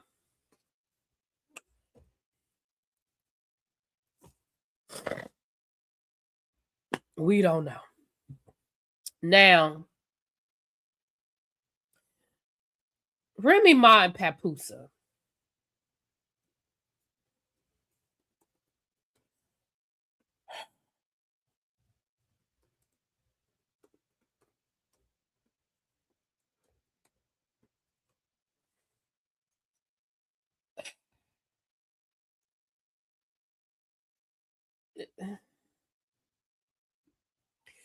Papoose's legal team has served Remy Ma a cease and desist letter demanding that she immediately delete a recent diss track targeting him and Clarissa Shields and stop making public disparaging remarks amid their ongoing divorce proceedings.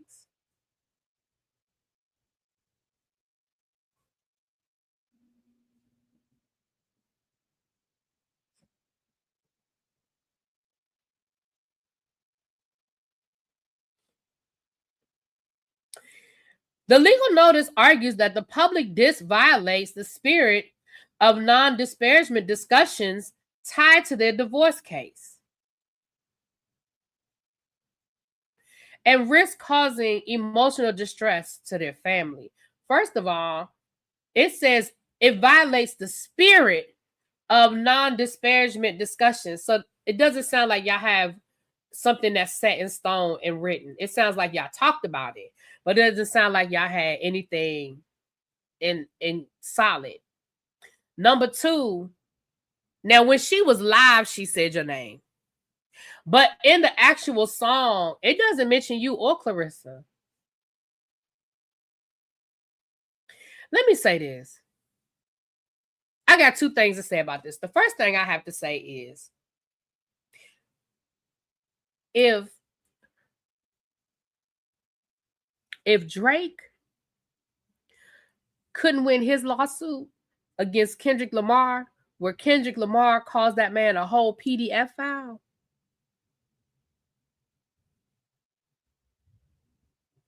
and he said, Drake, I heard you like him young. He said Drake. He called that man's name. He said, Drake, I heard you like him young. If he couldn't win that lawsuit, I'm not sure that there's much here for you, sir. That's number 1. Number 2,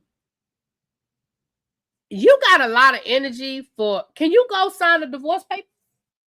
You got time to pay an attorney to send a cease and desist letter. Can you get them divorce papers?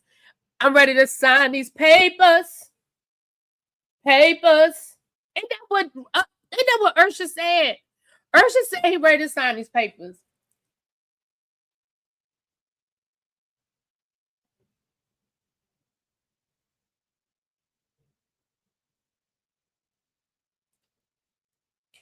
And then for you to say that song that Remy made is disparaging y'all family when your girlfriend is gallivanting. This woman has been on a whole press run, and every interview she's given over the last 2 weeks, she found a way to talk about. And let's be clear, the people ask, okay? Before y'all start saying, well, the people are asking, you're right. The people ask her these questions, but you know what she doesn't have to do? She doesn't have to respond.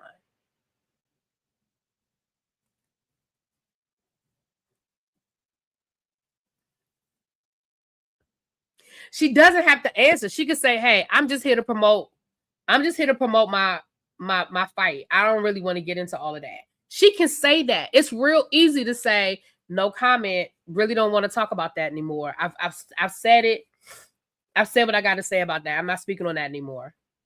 I'm here to talk about my fight. You did a whole interview where you said that the reason why people are mad is because he upgraded. That's what you said. You said the people are mad because he upgraded. Wasn't that disparaging against Remy Ma?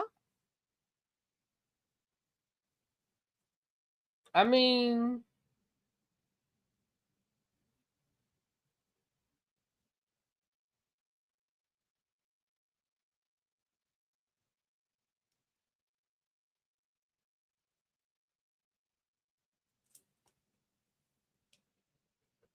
I feel like y'all been poking Remy for the most part. For the most part, Remy really ain't say a lot. The problem is when Remy does speak, she has a large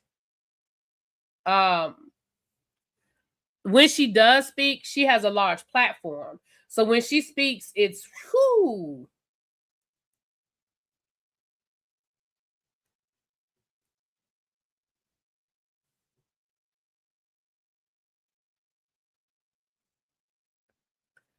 But you got time to send a cease and desist, but you don't have time. Is that your divorce attorney sending cease and desist? Because I feel like there's other things that man could be doing.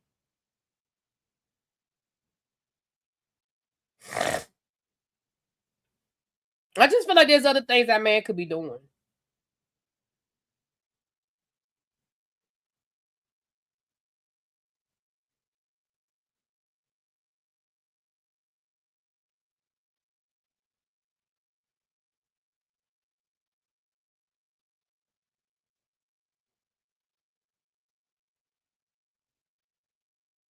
Did you call that lady Canvas? I'm not doing this with you, Abby.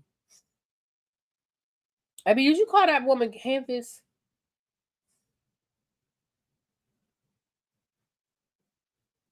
Did you call that woman Canvas?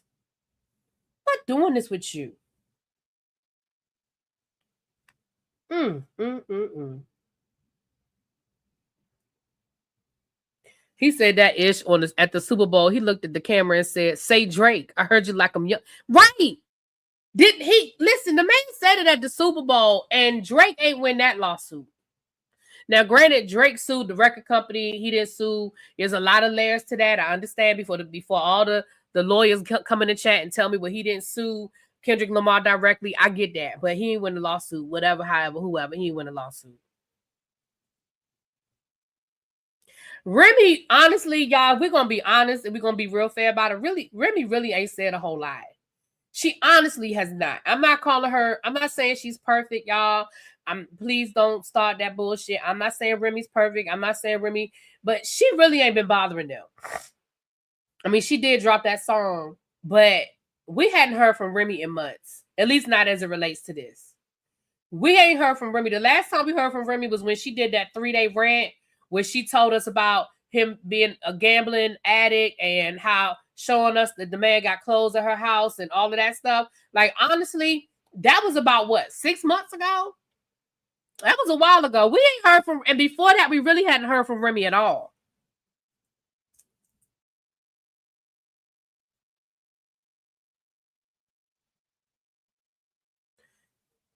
I just, I just, I,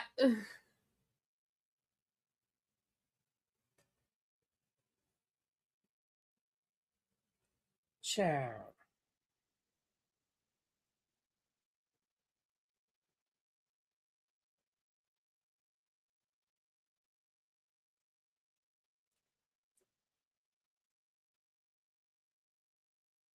I'm sorry, y'all.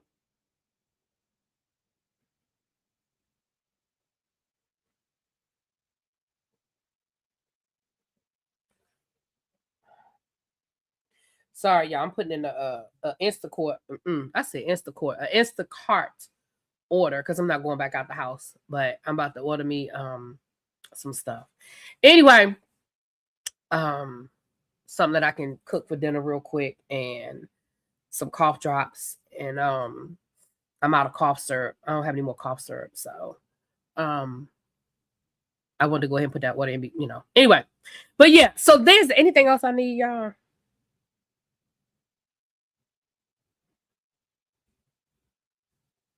And then I gotta make sure it's enough for them to deliver, child. Instacart, it gotta be a certain amount for them to deliver, child. Do I want something sweet?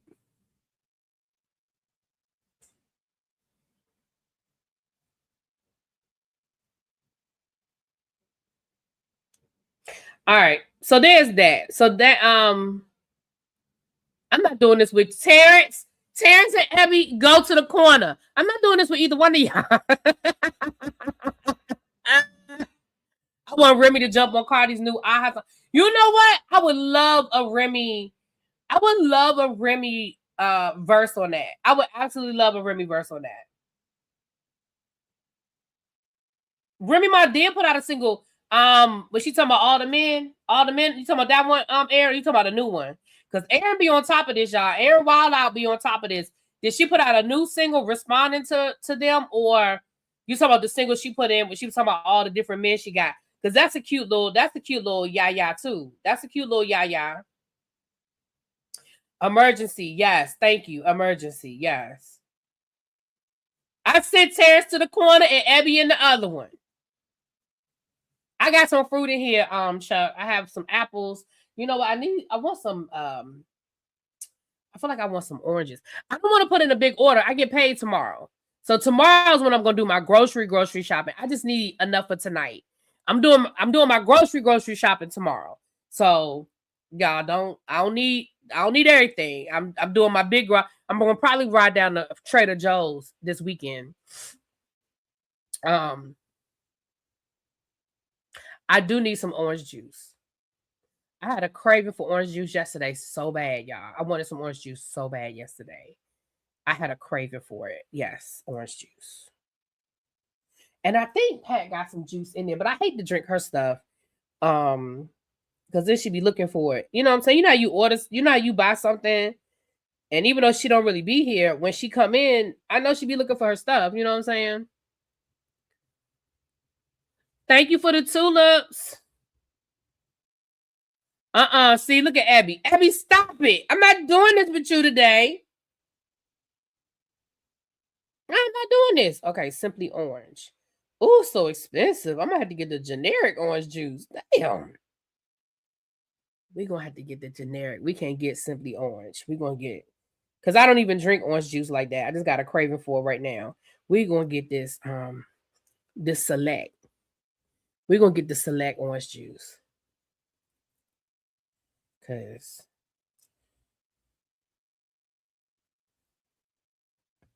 and I do need some ginger ale because that's what my grandmama always said. Ginger ale get you there. Ginger ale will get you there. That's what my grandmama always said. Go and drink you some ginger ale. Mm-hmm. Mm-hmm. I'll take the rest over my mama house because I'm not gonna drink all them ginger ales. But my daddy like ginger ale. So I'll take the rest over there. All right. I don't went up to $50. Good gosh. Sure. All right. Something sweet. What I want sweet. And then I'm done.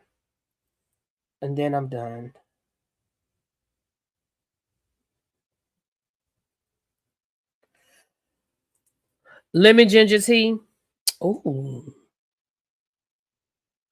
All right, that's it, y'all. I told you I'm not doing my big grocery shopping. I'm not doing my big grocery shopping. I'm not doing my big single size of Simply Orange. It was like $5 more. Ooh. All right. All right. Back to this. We got one more thing to talk about. Okay. I mean, not one more thing to talk about. I want to talk about hold on, let me make sure that I cover everything. Oh, Tasha K. And then I do want to talk to y'all real quick about T-Pain, and then we're gonna look at this video. We're gonna break this video down. Okay.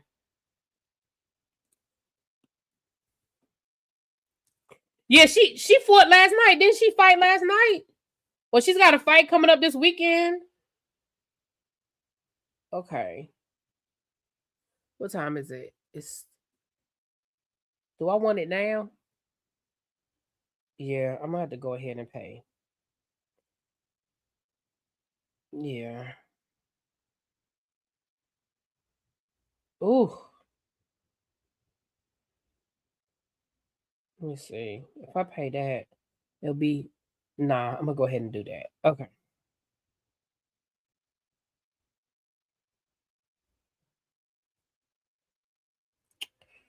All right.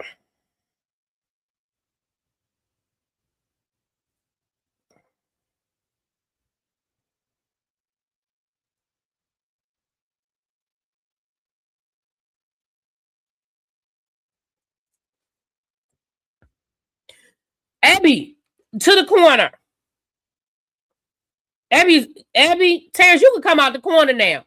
Abby, you never went in the corner. Terrence, you can come out. You can come out the corner. I got yogurt in there. You know what? You right, quick. I have some vanilla and I got some banana yogurt. That's what you right. I don't need nothing sweet. I got yogurt. You right. Y'all right. That's why y'all be keeping me on track. I absolutely got yogurt in there. Sure do. All right. So let's talk about this Tasha K situation. Now, y'all know, Funky not even put his foot in his mouth again. Now he calling people the hard R word. Listen. The word, and I'm going to say the word so y'all know what word I'm talking about. The word retarded is not a word that we use anymore. It is no longer an acceptable word. It has become a slur. Here's the reality of the situation. We don't have to agree. We don't have to like it. We just have to understand that in social circles, certain things evolve and change. When I was growing up, transvestite was not considered a slur. It is now. That is what I was taught. I was taught that those people, and I'm not saying that in a derogatory way, but I was told that was what they were called, or they were called trannies. Now, we no longer use those terms because trans people have told us that those terms are offensive to them. So we have to accept that those terms are no longer are offensive, right? Other words, when things that listen, I could go down a whole list of slurs that at one point in time were acceptable things to say that and they no longer are. When I first started teaching, we still used that as a diagnosis it was still written on children's IEPs. They were diagnosed. That was an actual diagnosis. We no longer use that as a diagnosis. It is no longer acceptable to say that a child is the R word. I'm not going to say it again. I've already said it once. We don't have to like that. We don't even have to agree with it. But what we have to understand is that society is moving in a direction where certain words that have been connected to negative stereotypes, we are trying to move away from that. Okay. So yesterday, after the whole debacle of what he said about the PDF file and feeling sorry for the PDF files the other day, I believe it was last night. And again, y'all, I don't watch his show, so I see the clips. So if it wasn't last night's show, it was the night before last. I know it was a recent show. He was talking about Krishan, Blueface, and the baby. First of all, like I tell people all the time, the best apologies are changed behavior. The fact that Funky Dineva got all that flack about talking about Blue Ivy, and he did this whole apology and all of this stuff, and now we're right back. We're right back to him talking about kids. Tells me that you were never sorry for saying it. You were never apologetic about saying it. You just apologized to get past it. You see what I'm saying? It's like when the man cheats on you and he just apologizes to get past it. He ain't really sorry because he's gonna turn around and do it again. That's what it is. Because you said your son's doctor still uses the word. Well, he don't need to be. She asked if, oh my gosh, she should know better. Because we haven't used that term in at least 10 years. Because I'm going to tell you, I was still working in DC public schools when we started saying intellectual disability instead of retarded. I'm going to just say the word. We were using this intellectual disability, and I left DC public schools in 2009. So it's been at least a good 10 years since that term has been used. So your doctor should know better. Yeah, that's crazy that your doctor would, and then that your doctor would even, child, that's crazy. Your doctor know better. So Funky Dineva did this whole diatribe on Blueface Christian calling them all sorts of, R words. And then he went on to talk about the child. Now, let me say this. It is clear that that baby has some developmental issues. That's clear. He's nonverbal. I don't even think he's walking yet. So it's clear that that baby has some issues. But I think it's real fucked up. We can't use queer? Why we can't say queer? When did that happen? I can't keep up. Anyway.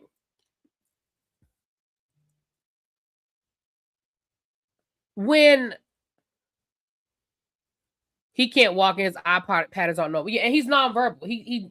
And I think he's not eating solid food. Now, part of it, I think, is because of his mama is not.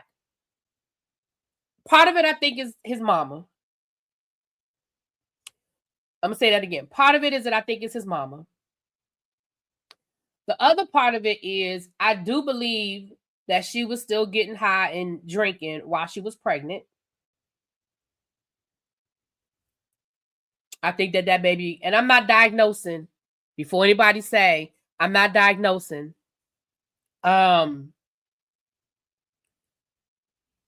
I believe that baby was probably born, maybe had some alcohol fetal syndrome, something. It's clear that that baby has some developmental issues. But to call that baby again, I'm just going to say it, y'all. To call that baby retarded, I think is... It's like Funky Dineva. I feel like you just want to see how far you can push the envelope. I feel like you just want to see how far you can push the envelope.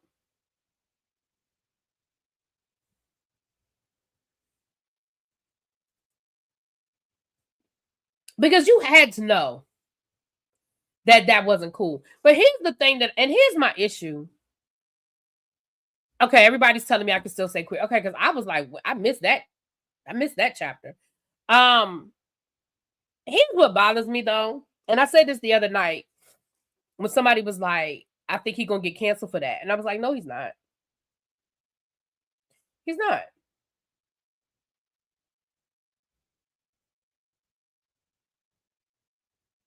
He's not going to get canceled. He's going to go live tonight, and he's going to have the same amount of people in his live tonight that he had in his live last night and the night before and the night before. What I have come to realize, and this even goes back to the whole MAGA of it all.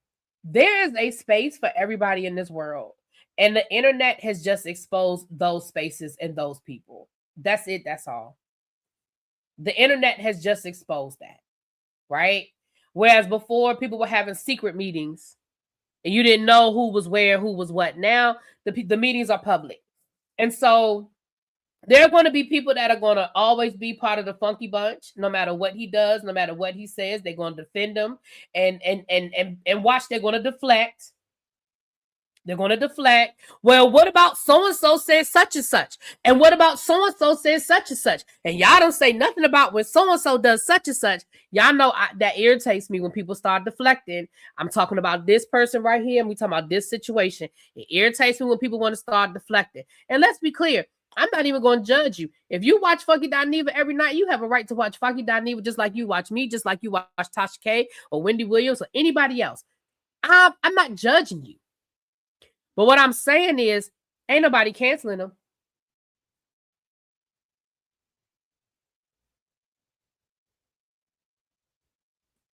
The only thing that will make Funky Dineva adjust anything is if it hurts his pockets. And it ain't. His pockets ain't hurting. His pockets ain't hurting.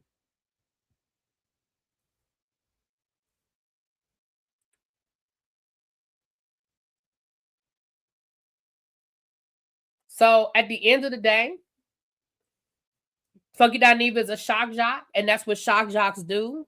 They push the envelope, and when the heat comes, they weather the storm and they keep it moving. Look at Howard Stern. Howard Stern became a multi-millionaire. He got fired from jobs and he just came back stronger. I remember he was on a radio station here in DC and he made fun of Martin Luther King of Martin Luther King when I don't remember, I'm paraphrasing, but when Martin Luther King got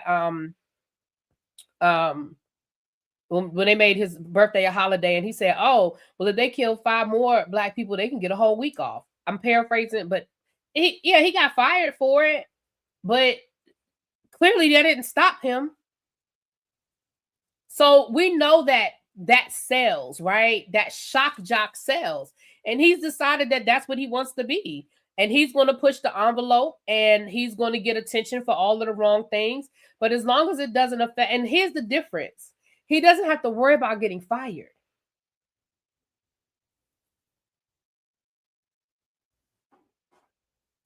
He's not working for a company. He's working for himself. And even if he gets kicked off of YouTube, which I'm not saying he will, and I'm not advocating that, but even if he were to, for whatever reason, YouTube, you see how many other options he has out here these days? He's got streaming and TikTok, and he could go, it's so many, he could start his own, he could go to hell, at this point he could go to Substack. He could go to what's the other one behind the paywall? Starts with a P. That a lot of YouTubers have channels. What's it called, y'all? Damn. Ooh, I ain't took my vitamins in a couple of days, child. I gotta take my vitamins. But yeah, so I'm not saying I agree or disagree. I'm just telling you my opinion on how I see it. Patreon, thank you, y'all. Thank you, Patreon. You know, he could go to Patreon, and the Funky Bunch will pay $5, $10 a month to hear him talk. Same thing with Tasha K. We're about to talk about Tasha K in a minute, and people get pissed off at Tasha K, and she loses subscribers and all of that. But at the end of the day, she weathers the storm. Funky gives me, I'm over 40 and y'all can't tell me what the hell to say. I'm gonna say whatever I want. Damn it if you do, damn if you don't.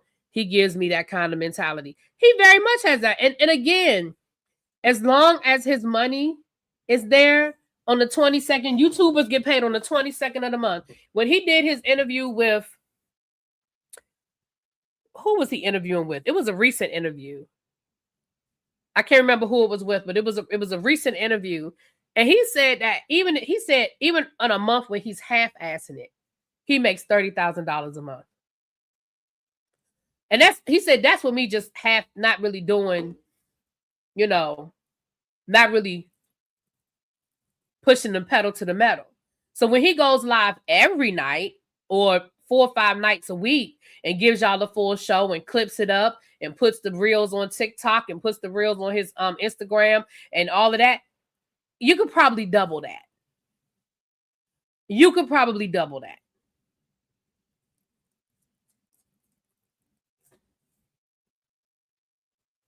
So he ain't gonna stop doing what he do. And at the end of the day, like I said, I don't judge nobody for saying I like Funky Dineva. Go for it. Go for it. People say I like Tasha K. Sure. Because there may be some people that I like that y'all might be like, how could you watch that person? Because I like them. I like their commentary. They make me laugh. Whatever. You know?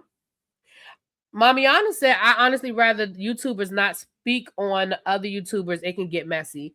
Well, you know, it can. And I've seen it get really messy. I have definitely seen some YouTube wars. I've seen it. But in the grand scheme of things, Funky Dineva ain't gonna never respond to me because I'm not big enough for him to respond to. I mean, I'm just not. Tasha K ain't gonna never respond to me. I'm not big. I mean, I'm not on their radar. And I already told y'all that the time that Funky Dineva responded to me on Instagram, child. I was like, ooh, okay, that's how you really feel.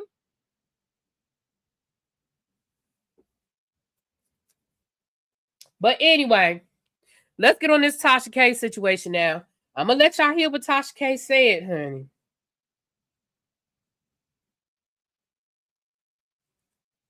Let me let y'all hear what Tasha K said. Hold on.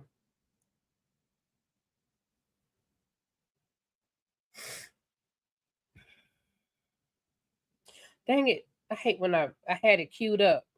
Hold on.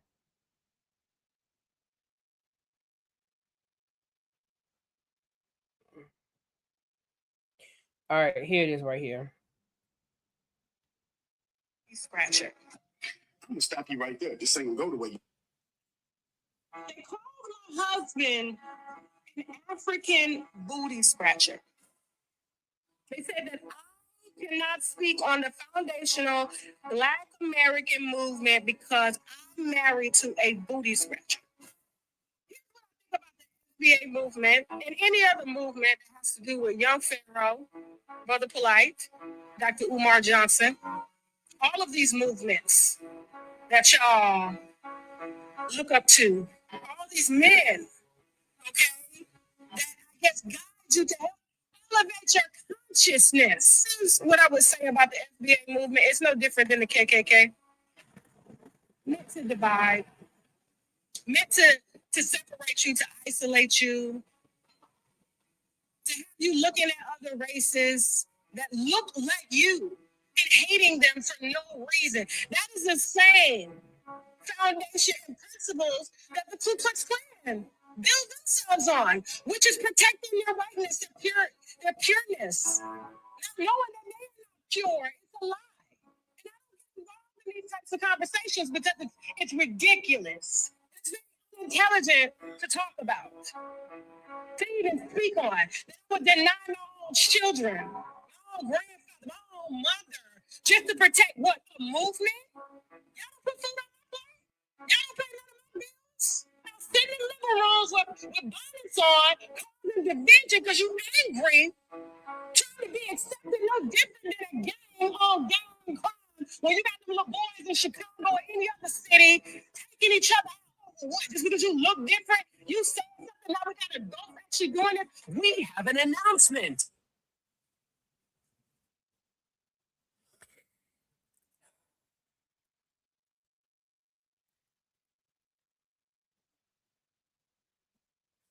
So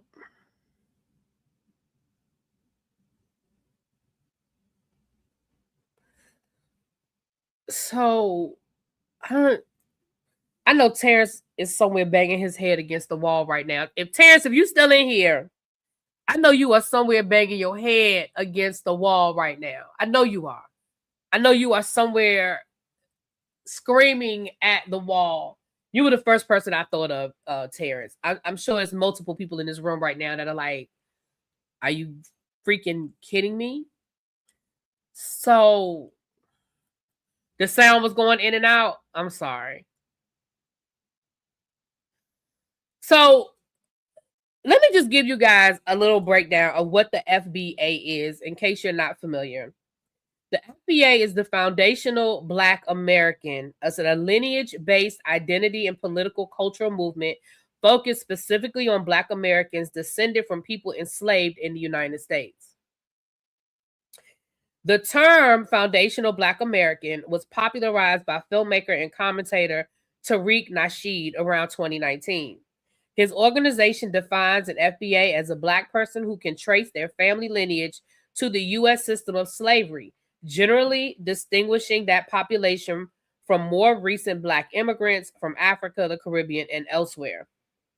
The movement generally emphasizes several ideas, recognizing descendants of U.S. slavery as a distinct ethnic lineage group, pursuing reparations specifically for that population, protecting the political and economic interests of Black Americans with deep U.S. roots, and documenting the role those families played in building American culture.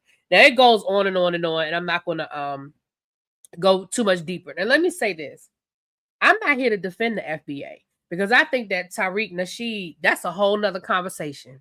We can have a whole nother conversation about that person. Okay. So I'm not even going down that road. I'm not saying that I support or I don't support the FBA. I'm just giving y'all the information so that when I get to my commentary, you'll understand what I'm saying. So the FBA is an organization that identifies people who are able to trace them, Black people, that are able to trace their lineage to the American slave system, meaning you have been in the United States or your family has been in the United States from the American slave system, and you can trace your lineage back to the American slave system. That is my understanding, okay? Again, I ain't getting into Tariq Nasheed and all of his shit, because again, that's a whole nother conversation. That's a whole nother conversation. But what I want to say is,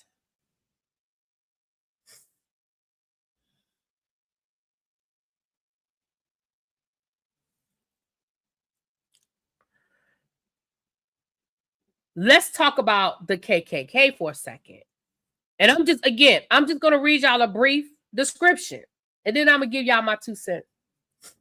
The KKK, or the Ku Klux Klan, is a white supremacist extremist organization that originated in the United States after the Civil War. It was founded in 1865 and became known for using terror, violence, intimidation, and murder to maintain white dominance, especially against Black Americans. Klan members also targeted Jews, Catholics, immigrants, civil rights activists, and others that they viewed as threats to their ideology. Let me read this next paragraph. The KKK is historically associated with racism, segregation, lynching, voter suppression, cross burnings, and opposition to civil rights. It has existed in several waves and organizations rather than as one continuous unified group. And again, it goes on from there. The reason why I wanted to read those 2 things is because I want us to understand they're not the same. For as flawed as the FBA might be, for as misguided as the FBA might be, for as wayward the leadership of the FBA might be, the FBA is in no way the same as the Ku Klux Klan. Let me explain something to y'all. And y'all know this, but I got to say it. The Ku Klux Klan is the oldest terror organization in the United States. I'm going to say it one more time for the people in the back. The Ku Klux Klan is the oldest terror organization in the United States.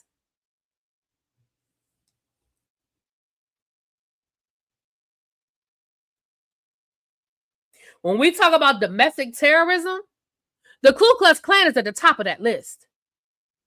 They are responsible for multiple unalivings of all people, not just Black people, all people. Jewish, Catholic, civil rights, but anybody that was against white supremacy was on their list. And there are any number of people that we to this day don't even know. To compare the FBA and say that they are no different than the Ku Klux Klan tells me just how fucking ignorant you are and how much you don't know and understand about the history of this country. It just tells me how much you don't fucking know. Well, yeah, they definitely refuse to acknowledge it as that. Absolutely. Absolutely, they refuse to acknowledge it as that, Janae. My thing is, now she did do an apology video, But guess what? She put it in her members only, which makes me think that maybe you didn't really want people to hear what you had to say. Because why would you do an apology video and then put it on members only? Because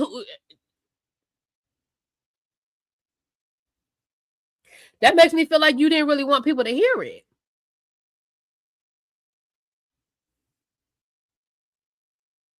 Tasha K. Brandon.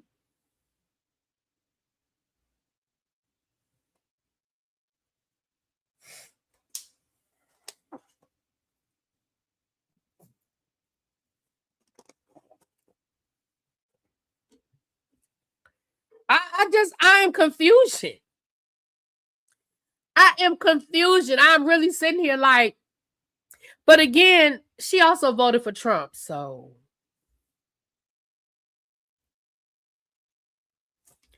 can't give her too much.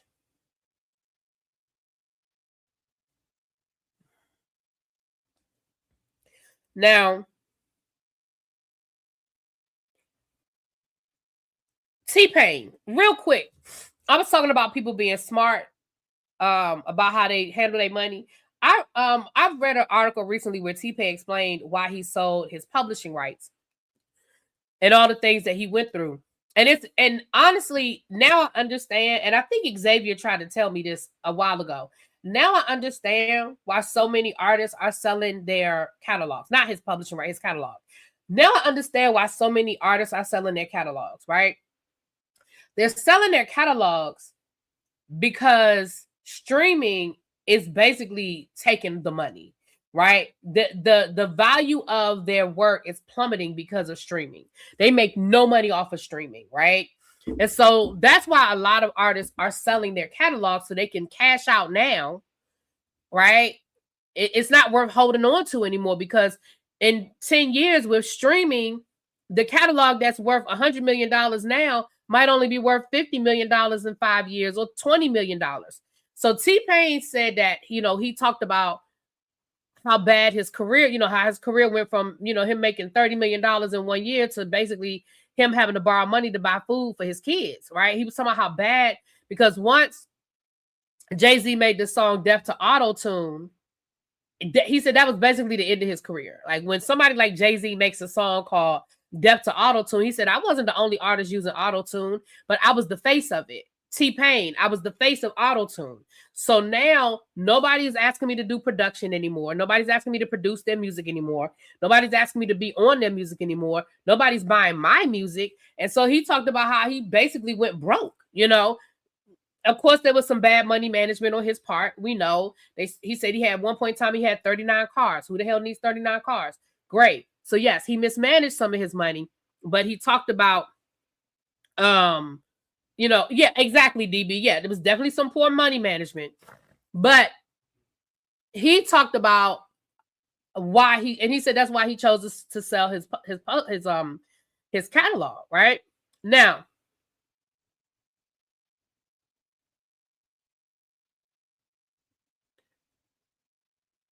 he now has made a whole nother fortune by doing gaming.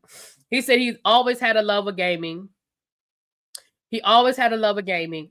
And he said he ended up going to something where he saw the gamers. And he said when he, the first night, he said, one day he just decided to go to do some streaming.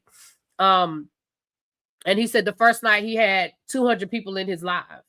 And of course, now he has his own gaming team. And he's like the CEO of his own gaming team. I think it's called Naughty Boy Gaming or something like that. And he had a residency in Vegas last year, and like people are now appreciating his. But I don't know if you guys, if y'all have not listened to his album of him singing with no auto tunes or anything, it's a nice album. I actually downloaded it off of Apple Music. He didn't make no money off of it, I guess, but I actually downloaded it. But you have he covered Tennessee Whiskey. He covered a bunch of it's a good album. Like honestly, it's a really good album. I really enjoyed the album. And he did a residency in Vegas and stuff. But he said he's making like $60,000 a day doing streaming now. He's like, that's where his money is now. So when I listen to him, when you read the article, he really breaks it all down. And like I said, was there some bad money management on his part? Absolutely. Like I said, he had 39 cars at one time. Nobody needs 39 cars. Especially if you're not like a collector and these aren't like cars that are going to appreciate because they're valuable, because they're collector's editions. Like Jay Leno has a classic car collection. His car is actually going to appreciate in value. You just buying a bunch of damn cars. We already know once you take it off the lot. Yeah, he won the first season of The Masked Singer. He can actually sing. He absolutely can sing. But the live album he did is just an album of covers, but it's really good. Let me see.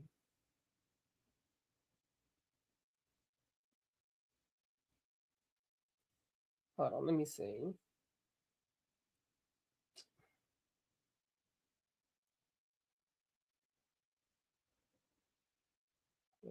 T-Pain. Here it is right here. So it's called Top of the Covers is what it's called. And he did A Change Is Gonna Come, Don't Stop Believing, Sharing the Night Together, Stay With Me, Tennessee Whiskey, That's Life, and War Pigs. It's actually a really good album. Anyway,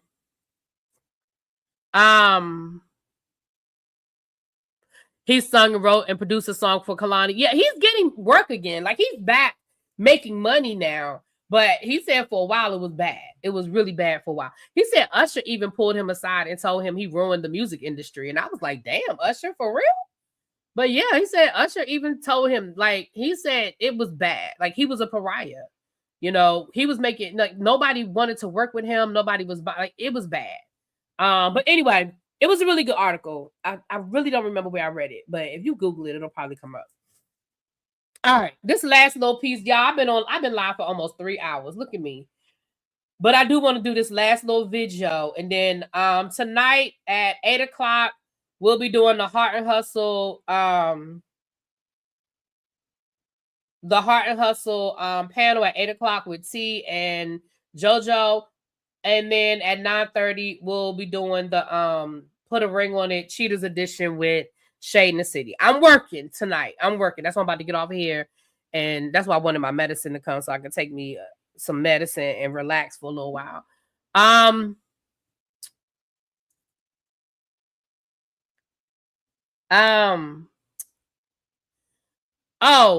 I'll talk about this more with the Heart and Hustle Houston. So for those who haven't figured out yet, I'm not going to Houston this weekend. RHOA and Latoya canceled the brunch because I told you guys that RHOA was getting death threats. And so they canceled the brunch out of a caution. They are investigating to where these threats are coming from. I told her I think it's probably bots because most people are just punks like that. Because why are y'all threatening that woman's life? She said they've come into her daughter's social media. Like it's been really bad. So they canceled the brunch. So, and with me getting sick, it was kind of a good thing because I don't have to worry about trying to fly out or whatever. She said she may do something for her birthday, which is in November. And I may or may not be able to make that. But so I won't be going to Houston this weekend because the brunch was canceled. So there's that.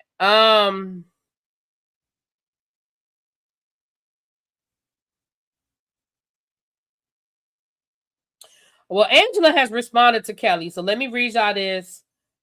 First, congratulations to Who Is Gary on his victory. Yeah, Gary did win his lawsuit against Kelly. Baby, thank you for confirming I have my own coin. My $2 million investment property was purchased by me. It has over $1 million in equity. It is not in foreclosure and just underwent a $500,000 cash renovation. We also still own our marital home and rental properties. No prior evictions required. You wouldn't qualify. Damn.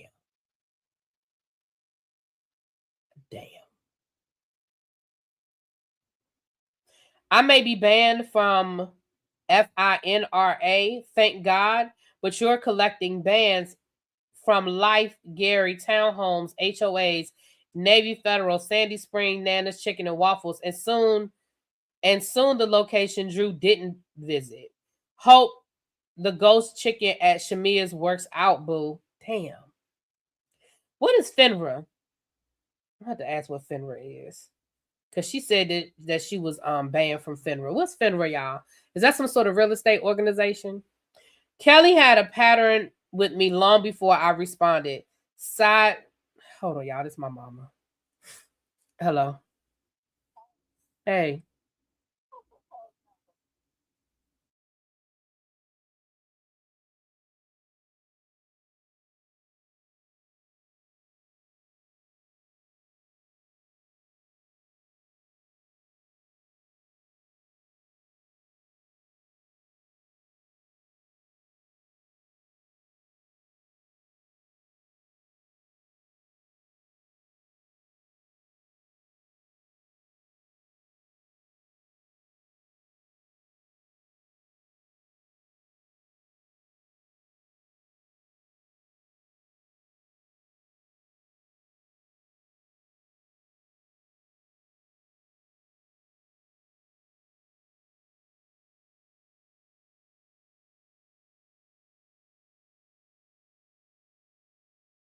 Mm-hmm. You wasn't even in there, were you? What pastor talk about? Okay, you were in there then. I had to make sure you wasn't telling the fib. Notice I heard you say I don't tell fibs, not about things like that. Which means you do tell fibs. You just don't lie on Jesus. All right. But yeah, I'll probably be over there Saturday. So tell Trey I'm coming. Well, that's true. Yeah, don't tell him till I get there. All right. Bye. Oh, I knew y'all could hear. I knew y'all could hear. I was telling my mama that I was in Bible study last night. And she said, "Oh, you were?" I said, "Yeah, I was in Bible study because I was laying in bed anyway." Because her pastor does Bible study on Wednesdays, and I'm subscribed to the YouTube channel. He does it on, he does it virtual. He does it on YouTube. So I was in Bible study last night, so that I knew y'all could hear me. I had taken it off of mute, and I was asking her. I said, "Were you in there?" She said, "Yeah, I was in there." I said, "What pastor? What do you talk about?" And she said she told me which the chapter was, the first chapter of Titus. I said, "Oh, okay, you was in there." So I had to make sure you wasn't telling a fib. She talking about some, I don't fib about stuff like that. What didn't that mean you fib? You just don't fib about that kind of stuff. So you don't fib on Jesus, but you fib on other stuff. Y'all know I gotta give my mama a hard time, child. Anyway. Um, wait a minute, hold on, y'all. Okay, hold on. Lord, I got replacements. Okay, hold on. You can replace it with that, child. I don't care. No, replace it with that. Replace it with that. Replace it with that. Save. What else? What else? What other replacements? Hold on. Child, I don't care what kind of cough drops. Child, I don't care. That's the one thing I hate about Instacart. And I understand when you're shopping for other people. I understand when you're shopping for other people, you gotta be specific. But child, I don't care. I don't care what kind of cough drops.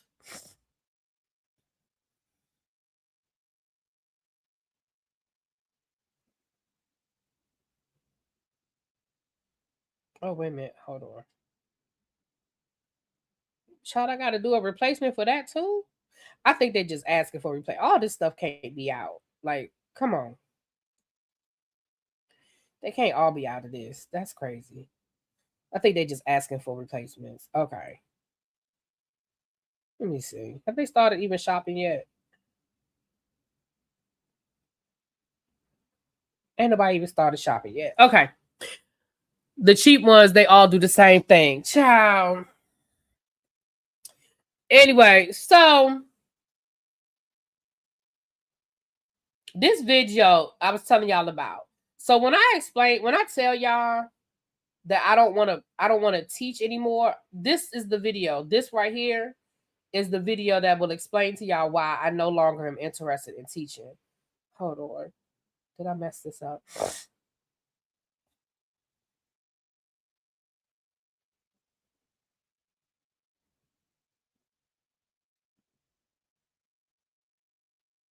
Okay.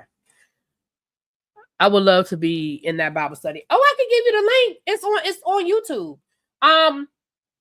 If you type in Israel Baptist Church, hold on, I'll get you the link. On Wednesday nights, and I enjoy my mother's pastor. I'm not a member of my mother's church.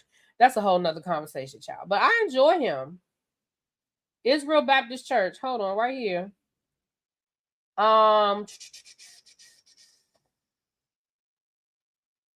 on. I'll put the link in the chat right now. It's my mama church. You might even catch me sometime. I'll be up in there. Sure do. I sure do. All right.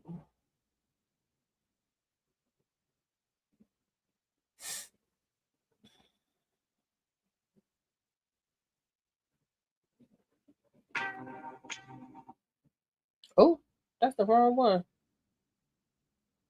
Oh, okay. Oh, that's the wrong one. Oh, okay. That's the wrong one. Child, there's the link right there. If anybody want to catch it? He does Bible study on Wednesdays. And then they have service on Sundays. There's the link right there. So go ahead and subscribe, put your notifications on, all that good stuff. All right, so this last video I want to show y'all, and I'm gonna just show y'all the video first, and then we're gonna talk about it. And when I try to explain to people why I'm no longer interested in teaching, why I no longer want to do this is why. Abby, did you text it to me? Because Abby sent it to me. Yeah. Did you text it to me? Is this it right here? Yeah, this is it right here. So this right here, now they say this boy is 15 years old. I want y'all to see it. I didn't upload it into.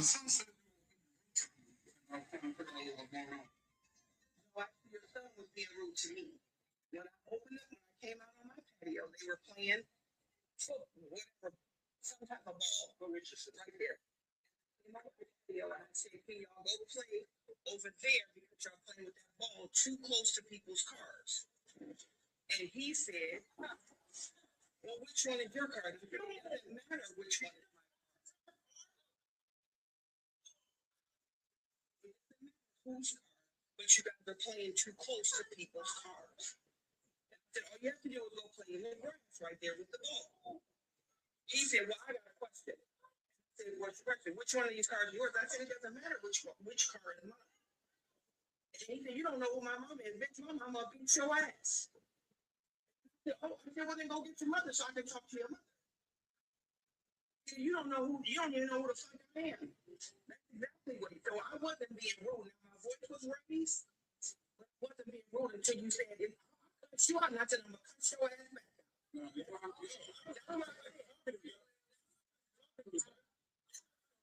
Explain to him. I'm going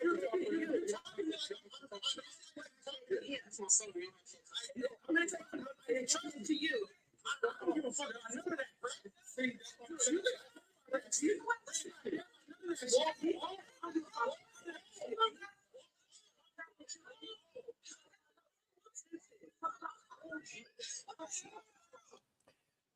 Y'all can't hear it?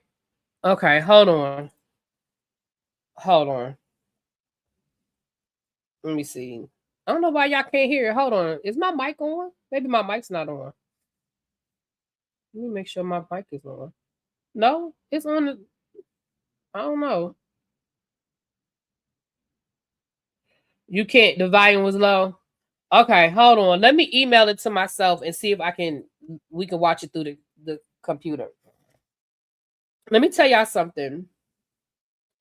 When I tell people that I am no longer interested in teaching, this is what I'm talking about.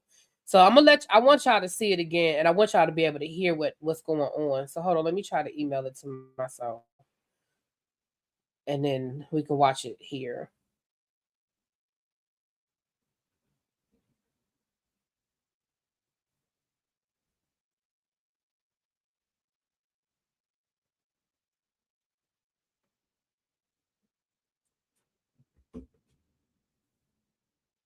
Girl, just add play the link in StreamYard. Sir, first of all, don't be just dropping in my chat. You didn't say hello, good evening, or nothing. Don't just be coming in my chat being bossy. I just said I was going to email the link to myself and play it, sir. Now, don't do all of that. Let me go into my email.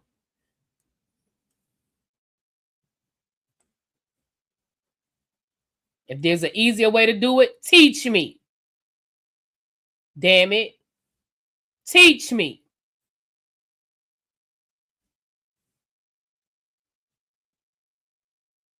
All right.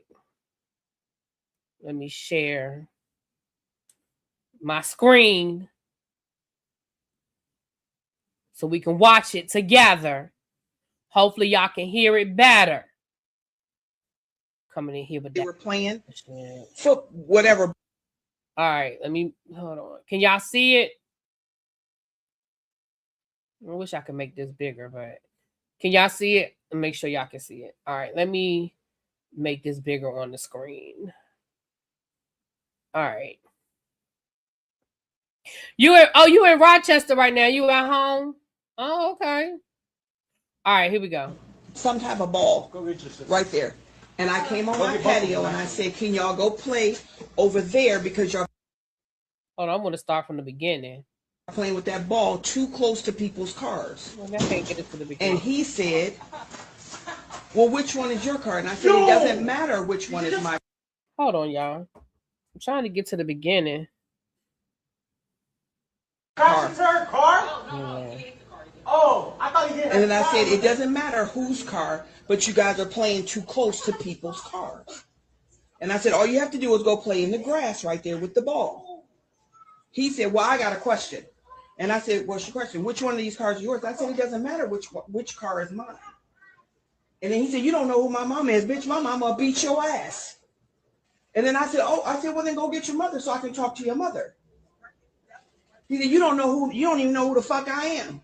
That's exactly what he. So I wasn't being rude. Now my voice was raised, but I wasn't being rude until you said, I'll cuss you out. And I said, I'm going to cuss your ass back out. No, I don't like how you talking to me. I don't like how you talking to me, bro. I'm explaining to him what I said to you. You're talking to me like I don't like how you talking to me. This is my son. You're not talking to me. No, I'm his son, but I trust to you. I don't give a fuck about none of that, bro. See, you think I care about that shit? You think I care about none of that shit? I don't give a fuck about none of that shit. Walk on. Listen.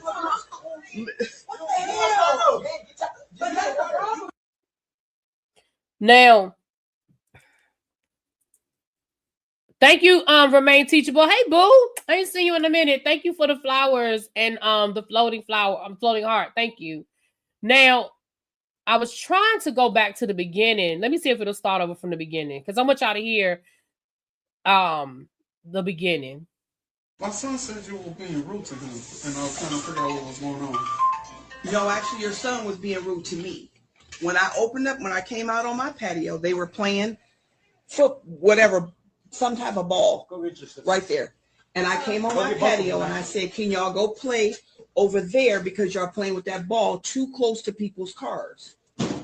And he said, well, which one is your car? And I said, it doesn't matter which one is my car.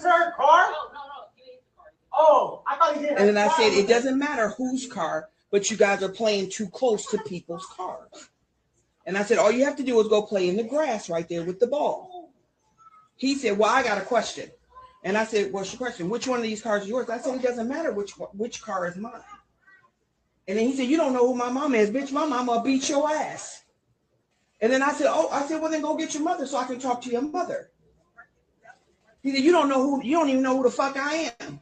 That's exactly what he. So I wasn't being rude. Now my voice was raised, but I wasn't being rude until you said, I'll cuss you out. And I said, I'm going to cuss your ass back out. No, I don't like how you talking. So that's the part. Let's start from there. So I teach high school. So the father, he was very polite. He went up to the woman. He said, hey, My son said that you're being rude to him, and I just wanted to know what happened. He was not rude. He ain't come at that lady. So kudos to the dad. The dad let the woman tell her story. He didn't interrupt her. He didn't say I'm gonna give kudos to the father. Here is my problem with the father. When that woman said that the young man cursed at her and said, "You don't know who my mama is. My mama will beat your ass." The father never said anything to the son. The father never addressed it. The father never said what? He never even looked at his son, right? But when the woman who was just telling her story said, "Yeah, I raised my voice, and he told me that he was going to whoop my ass, and I told him I'd whoop his ass." Now, all of a sudden, his father got so much to say. "Hey, that's my son. Don't talk to my son like that. Don't talk to my son like that." Wait a minute. What you mean? Did you not hear what the woman said that your son said to her? Did you not hear what the woman said that your son said to her? Now, I'm going to let y'all finish hearing it, and then we're gonna talk about it. I don't like how you talking to me, bro. I don't like how you talking to me. So now this 15-year-old, I know he looked big for a 15-year-old, but he's 15 years old. Now he's telling this grown-ass woman, "I don't like how you talking to me, bruh." And let's be clear, that is exactly how they talk, because I have to remind them multiple times a day, I'm not bruh. I don't know who bruh is. I'm not a bruh. I'm not the bruh. I'm not bruh. Okay? I'm explaining to him what I said to you. You're talking to me like I don't like how you talk. So the father is trying to tell him to calm down. Clearly has no control over this boy. Now the boy's yelling at the lady. That's my son. You don't have to talk to me. He's talking about, "That's my son. You don't have to talk to him like that." I'm his son, but I trust to you. I don't give a fuck about none of that, bro. So then the father's telling him, "Just walk off." And he says, "I don't give a fuck about none of that." See, that's what You think I care about that shit? You think I care about none of that shit? Then he proceeds to throw his water bottle down and pull his pants up like he about to square up on this woman. Now, this woman, I don't know this woman's age. We know black don't crack, but the woman is old enough to be his grandmama. I'm going to just go on a limb and say, if you 15, this woman is old enough to be your grandmama. And you threw your water bottle down and you are pulling up your pants like you are getting ready to square up with this woman.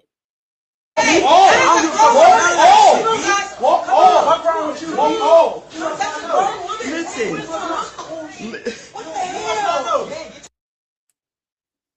Now,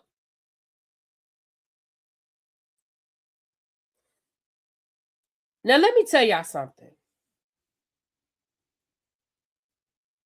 I wish that I could say that this was the exception to the rule, but it's not. It's not.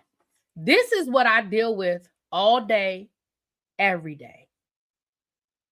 The exception to the rule are well-mannered children that respect adults and respect authority. That's the exception to the rule. And that's the sad part about this, is that the exception to the rule are kids who are respectful, who have manners, who respect authority, who respect their elders, and parents who hold them accountable. It is clear that that father has no control over that boy. None. And it is clear that that child has no respect for his father.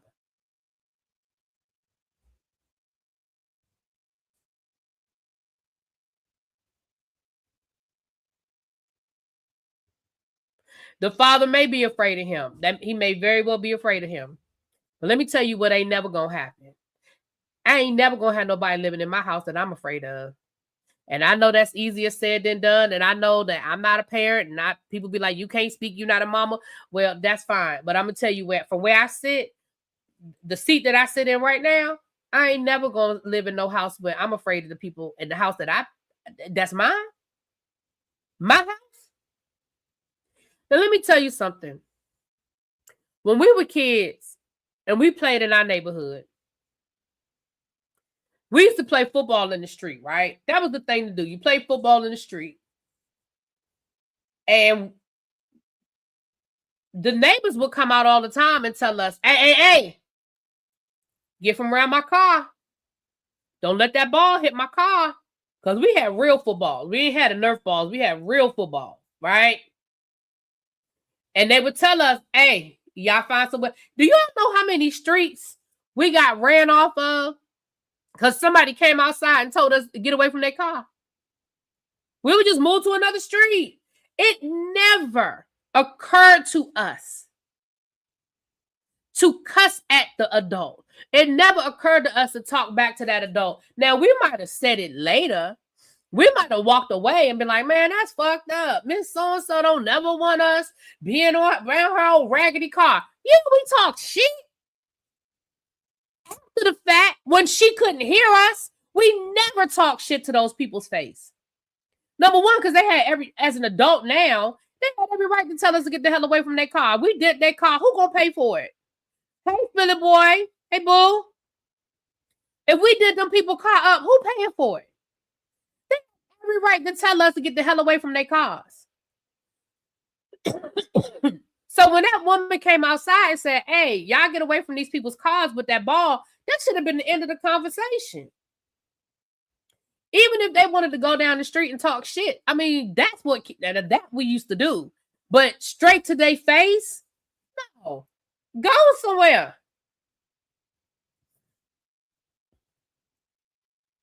But for that, when that boy threw his water bottle down and pulled his pants up, like he was getting ready to square up with this elderly woman. And when I say elderly, she didn't look decrepit and none of that. But again, clearly that woman was old enough to be his grandmama.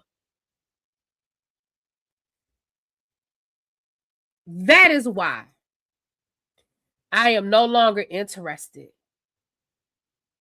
in being in a class, in a school, because that is the abuse that we are taking every day, all day. And that father that was like, come on, just walk away, just walk away. That's our administration. That's the principal. That's the vice principal. And then we have the parents that come up there. Now, to be fair, that father was very respectful compared to what I've dealt with in my life as far as dealing with administration. Damn it. Hold on. I just remember something I need. That father was very respectful.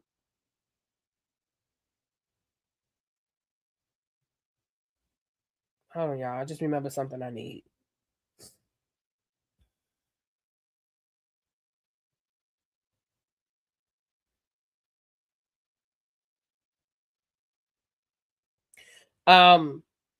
Yeah, don't nobody want to deal with that all day.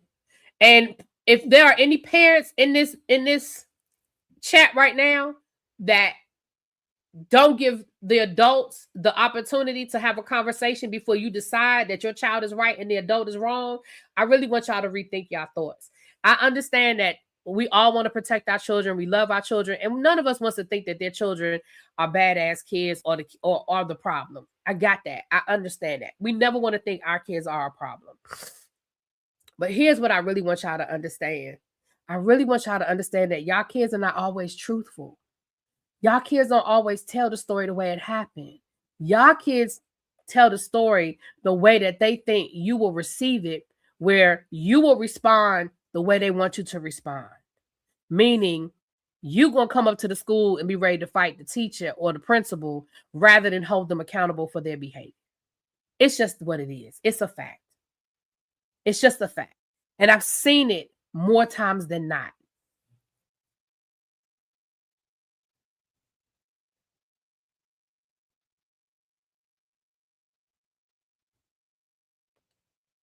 And that is the reason why when we talk about kids being in school and kids not learning and kids not getting what they're supposed to get in school, is because I told y'all over the last 2 days that I've been sitting in bed.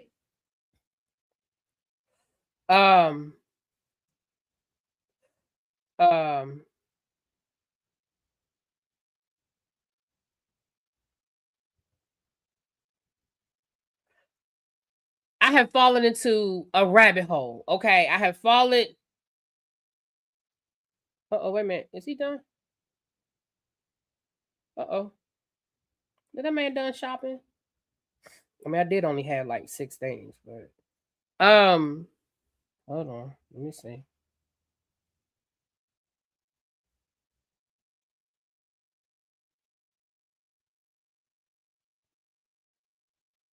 Oh, he might be done. Oh no, he ain't done yet. So I'm sorry, y'all. I just remembered something, and this is something I need.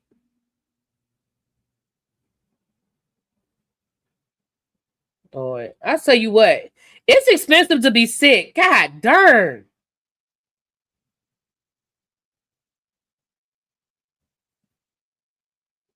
Oh, he must be done shopping. They said they can't add that to my order. All right, well, it is what it is. Hold on. What you say, Dr. Jekyll? They also have different behavior when you are not around. Like, exactly. That's the other thing, too. Parents, let me tell y'all something. When somebody tells you about your child's behavior, please believe them. Nobody, listen, do you know how much energy it takes for me to make up a lie about your child? Like, don't nobody have that kind of energy to be making up stories about your child. I'm not saying that all adults are right and all children are wrong, but what I'm also going to say is 90% of the time, adults are not here to act in your child's, are not here to trip up your child, to trick your child, to lie on your child. It takes way too much energy for me to lie. I promise you it does. But you understand, I used to tell my friends all the time, if a parent calls you, especially if they call you after hours, baby, your child did it. If a teacher calls you after hours, your child did it. And I'm going to tell you why I say that. Do you know how much energy and how much it takes? You know how much happens in a day? That if your child did something at 12 o'clock for whatever they did, they were disrespectful, they did this, whatever. Do you understand how much else happens in a school day that I have to remember that now the school day is over? I am free. I can go home. I can kick my feet up. I can have a drink. I can have dinner. I can relax and watch nothing on TV. Watch some. Do y'all understand that the energy it takes me to look up a phone number and call you and remember to do it after school hours? Your child did it. Ain't nobody holding on to a lie that long. Ain't nobody holding on to a lie that long. I'm just telling y'all. Now, do people exaggerate? Sometimes they do. I ain't gonna tell y'all no lies. Sometimes people do exaggerate. But your child did what they said your child did. If they calling you at 6 o'clock at night, your child did it. Because that's a whole lot of energy. I'm just telling you from a teacher. That's a whole lot of energy for me to call you at 6 o'clock at night. 5 o'clock at night. Because that means I had to hold on to that thing. I had to hold on to that thing. At the very least, I'm asking you parents, I'm begging you. At the very least, before you go off on the tangent about your child, at the very least, can you please give that teacher or that adult in the school the respect of calling them respectfully with an open mind and hearing their side of the story? Can y'all do that, please? I'm begging y'all.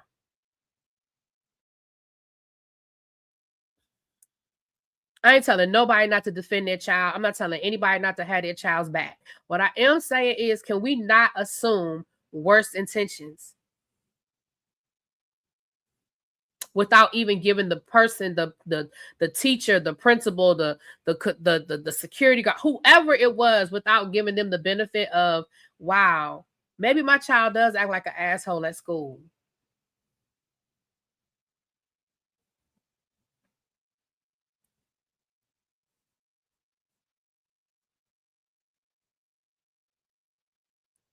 The one time I got in trouble, my mom listened to the principal, then heard my side. I was accused of stealing a girl's snack money and yelling at her. Only half was true, and I ain't no thief.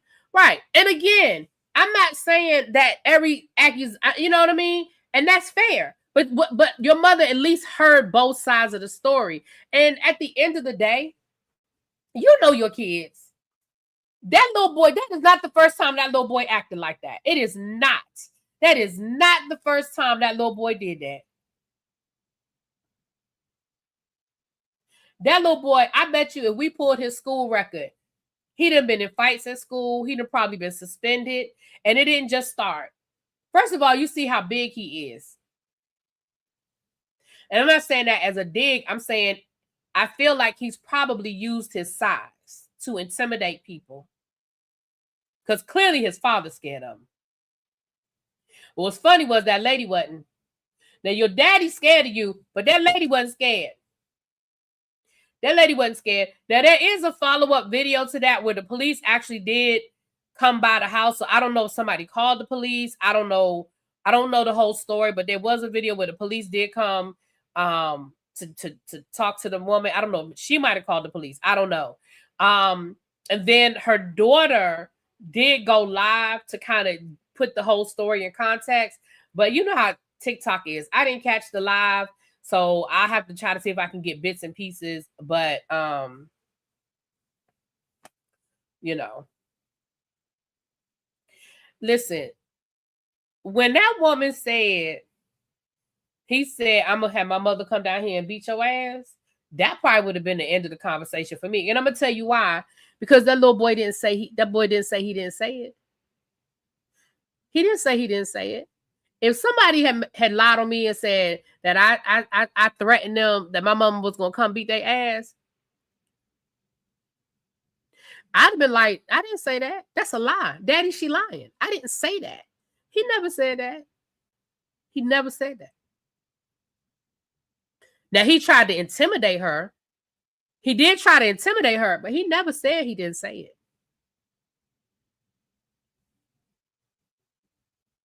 I did find it interesting that the daddy went down there and not the mama. I did find that interesting. But yeah, if you want the personification of why, or illustration, personification isn't the right word. If you want a clear illustration of why teachers are done, that's a big one. I ain't saying that's the only one, but that's a big part of it. Because who wants to deal with that all day?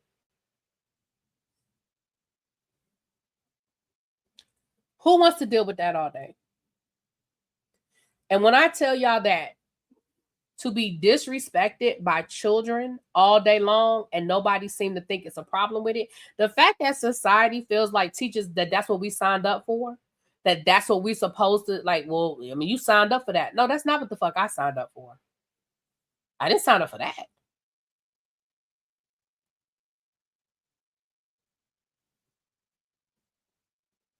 I didn't sign up for that.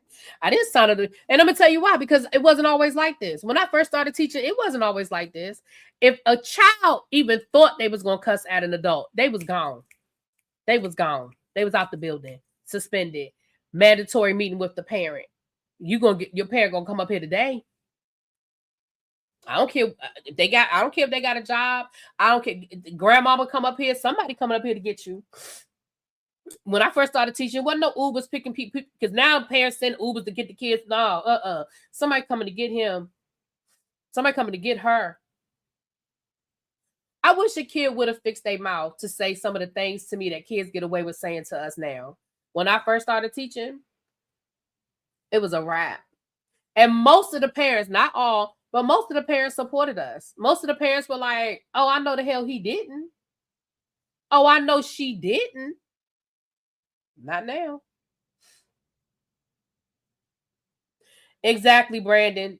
They treat us like babysitters with degrees. You are absolutely correct.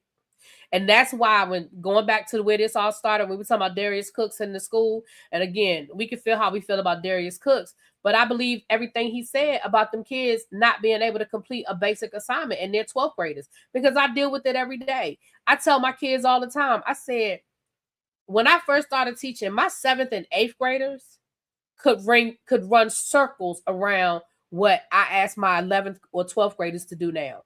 And when my 8th graders and 9th graders, they were writing term papers. with footnotes and annotations. They could diagram whole paragraphs, break down the verb, the subject, the verb, the pronouns, the adjectives, the prepositional phrases. Like they could break it all the way down. Every single word in a paragraph, they could identify what part of speech that word was. They were writing essays. They were memorizing text. My kids used to be able, when I taught the first part of U.S. history, that's 8th grade. My kids were reciting the preamble to the Constitution. And that was a grade. They had to stand up in front of the class and they had to recite it. And I would give them 3 chances. Right. The indirect and direct objects. Absolutely. And I would get, because I taught English before I taught history. And I would give them 3 chances. You're going to memorize it. And we used to go through it. And, I had worksheets and stuff. We used to do it. And then when we went through the whole worksheet and I explained, we broke it down and all of that. All right, now you're going to stand up and you're going to recite it. You're going to recite the preamble to the Constitution.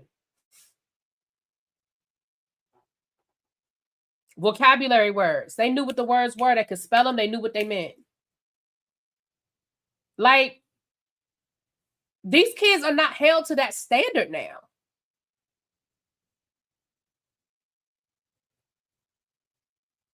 And again, I'm talking about in my lifetime of teaching. I'm not talking about 50 years ago. I'm talking about in my lifetime of teaching. My mother can still recite the Gettysburg Address. I could call my mother right now, and I'm going to tell you 3 things my mother can recite. If I called her right now, my mother can recite the Gettysburg Address. My mother can recite The Raven, Edgar Allan Poe, The Raven, and my mother can recite Langston Hughes. Because she had to memorize it in school, and she still remembers it. My mother can, to this day, my mother can recite the Gettysburg Address. But these kids are not being held to these standards. And especially since COVID, as long as they turn something in, bam. It doesn't matter whether they actually read it, they cut and pasted it, they Googled it, they chat GPT'd it, whatever the word is, doesn't matter. And now they're telling teachers, well, we have to give them a good faith effort grade. What you mean good faith effort grade? Well, if they turn something in, we got to at least give them a 50%. A 50% of what?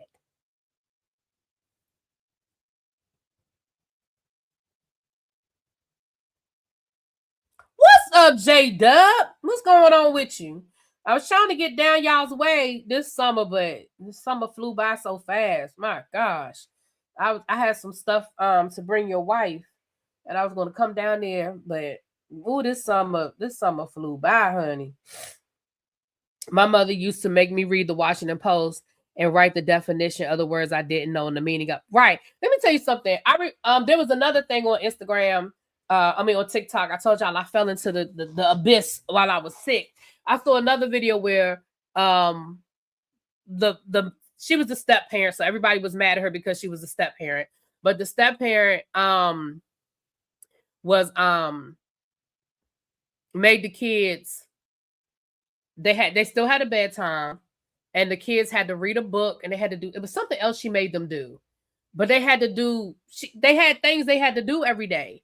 And people were like, they on summer break. They should be able to relax. Say, what's up, boo? I was Antigua. Looked like it was a good time. They were on summer break, and they should be able to relax and enjoy their summer break. I need y'all to understand that when we were on summer break, we had to read books and do book reports. I remember my mother, one summer, my mother had this book of all of the presidents. At that time, it went up to Reagan. But it was all of the presidents, and it was like a 4 or 5 paragraph bio. And I remember that my mother, every week we had to go in order from Washington forward. Every week we had to choose a president. I mean, not choose, but we had to read the bio on that particular president. And I had to be able to tell my mother 3 facts. When she came home from work, I needed to tell me 3 facts about that president.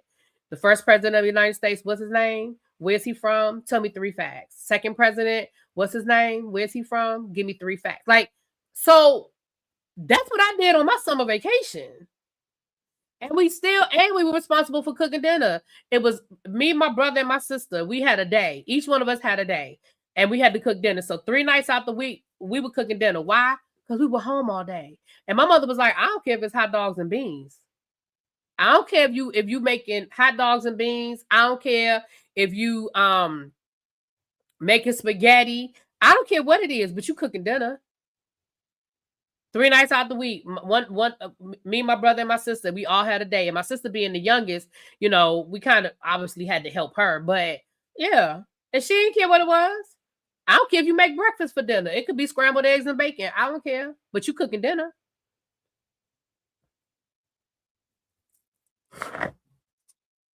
But parents don't value education anymore. I saw another video where a parent was like, I guess down in Florida, school started on a Thursday.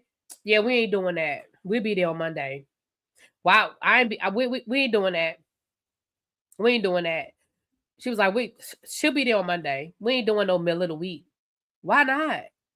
Your child's been off all summer. So about we ain't disrupting our routine in the middle of the week. Your routine should be school. What do you mean?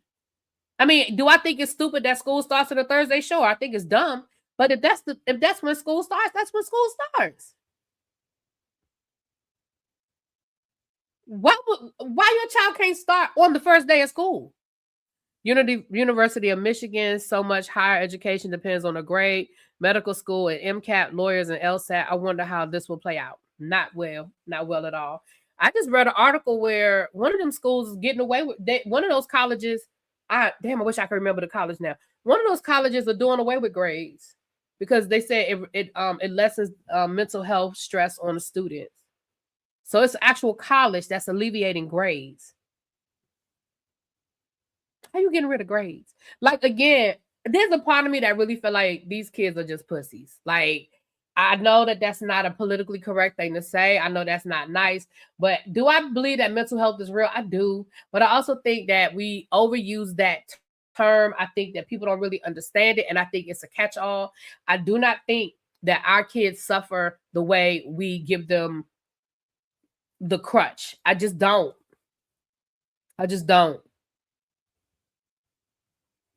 Everything is, whenever something is mental health, my mental health. I've never seen so many 504 plans for anxiety. And again, is anxiety a real thing? It is real. But I've never seen so many kids with 504 plans for anxiety.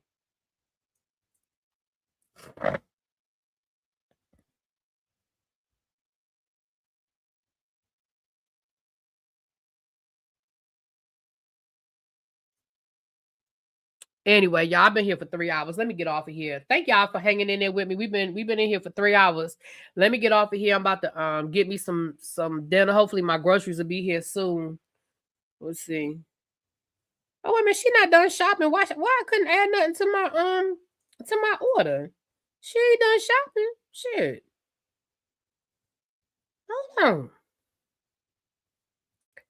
Hold on. Let me see. Let me get out of here. Thank y'all. I see y'all. We doing, like I said, Heart and Hustle Houston at 8 o'clock, and then 9. Well, it'll be 9:30-ish. We'll be doing the put a ring on it situation. All right. Talk to y'all later. Peace.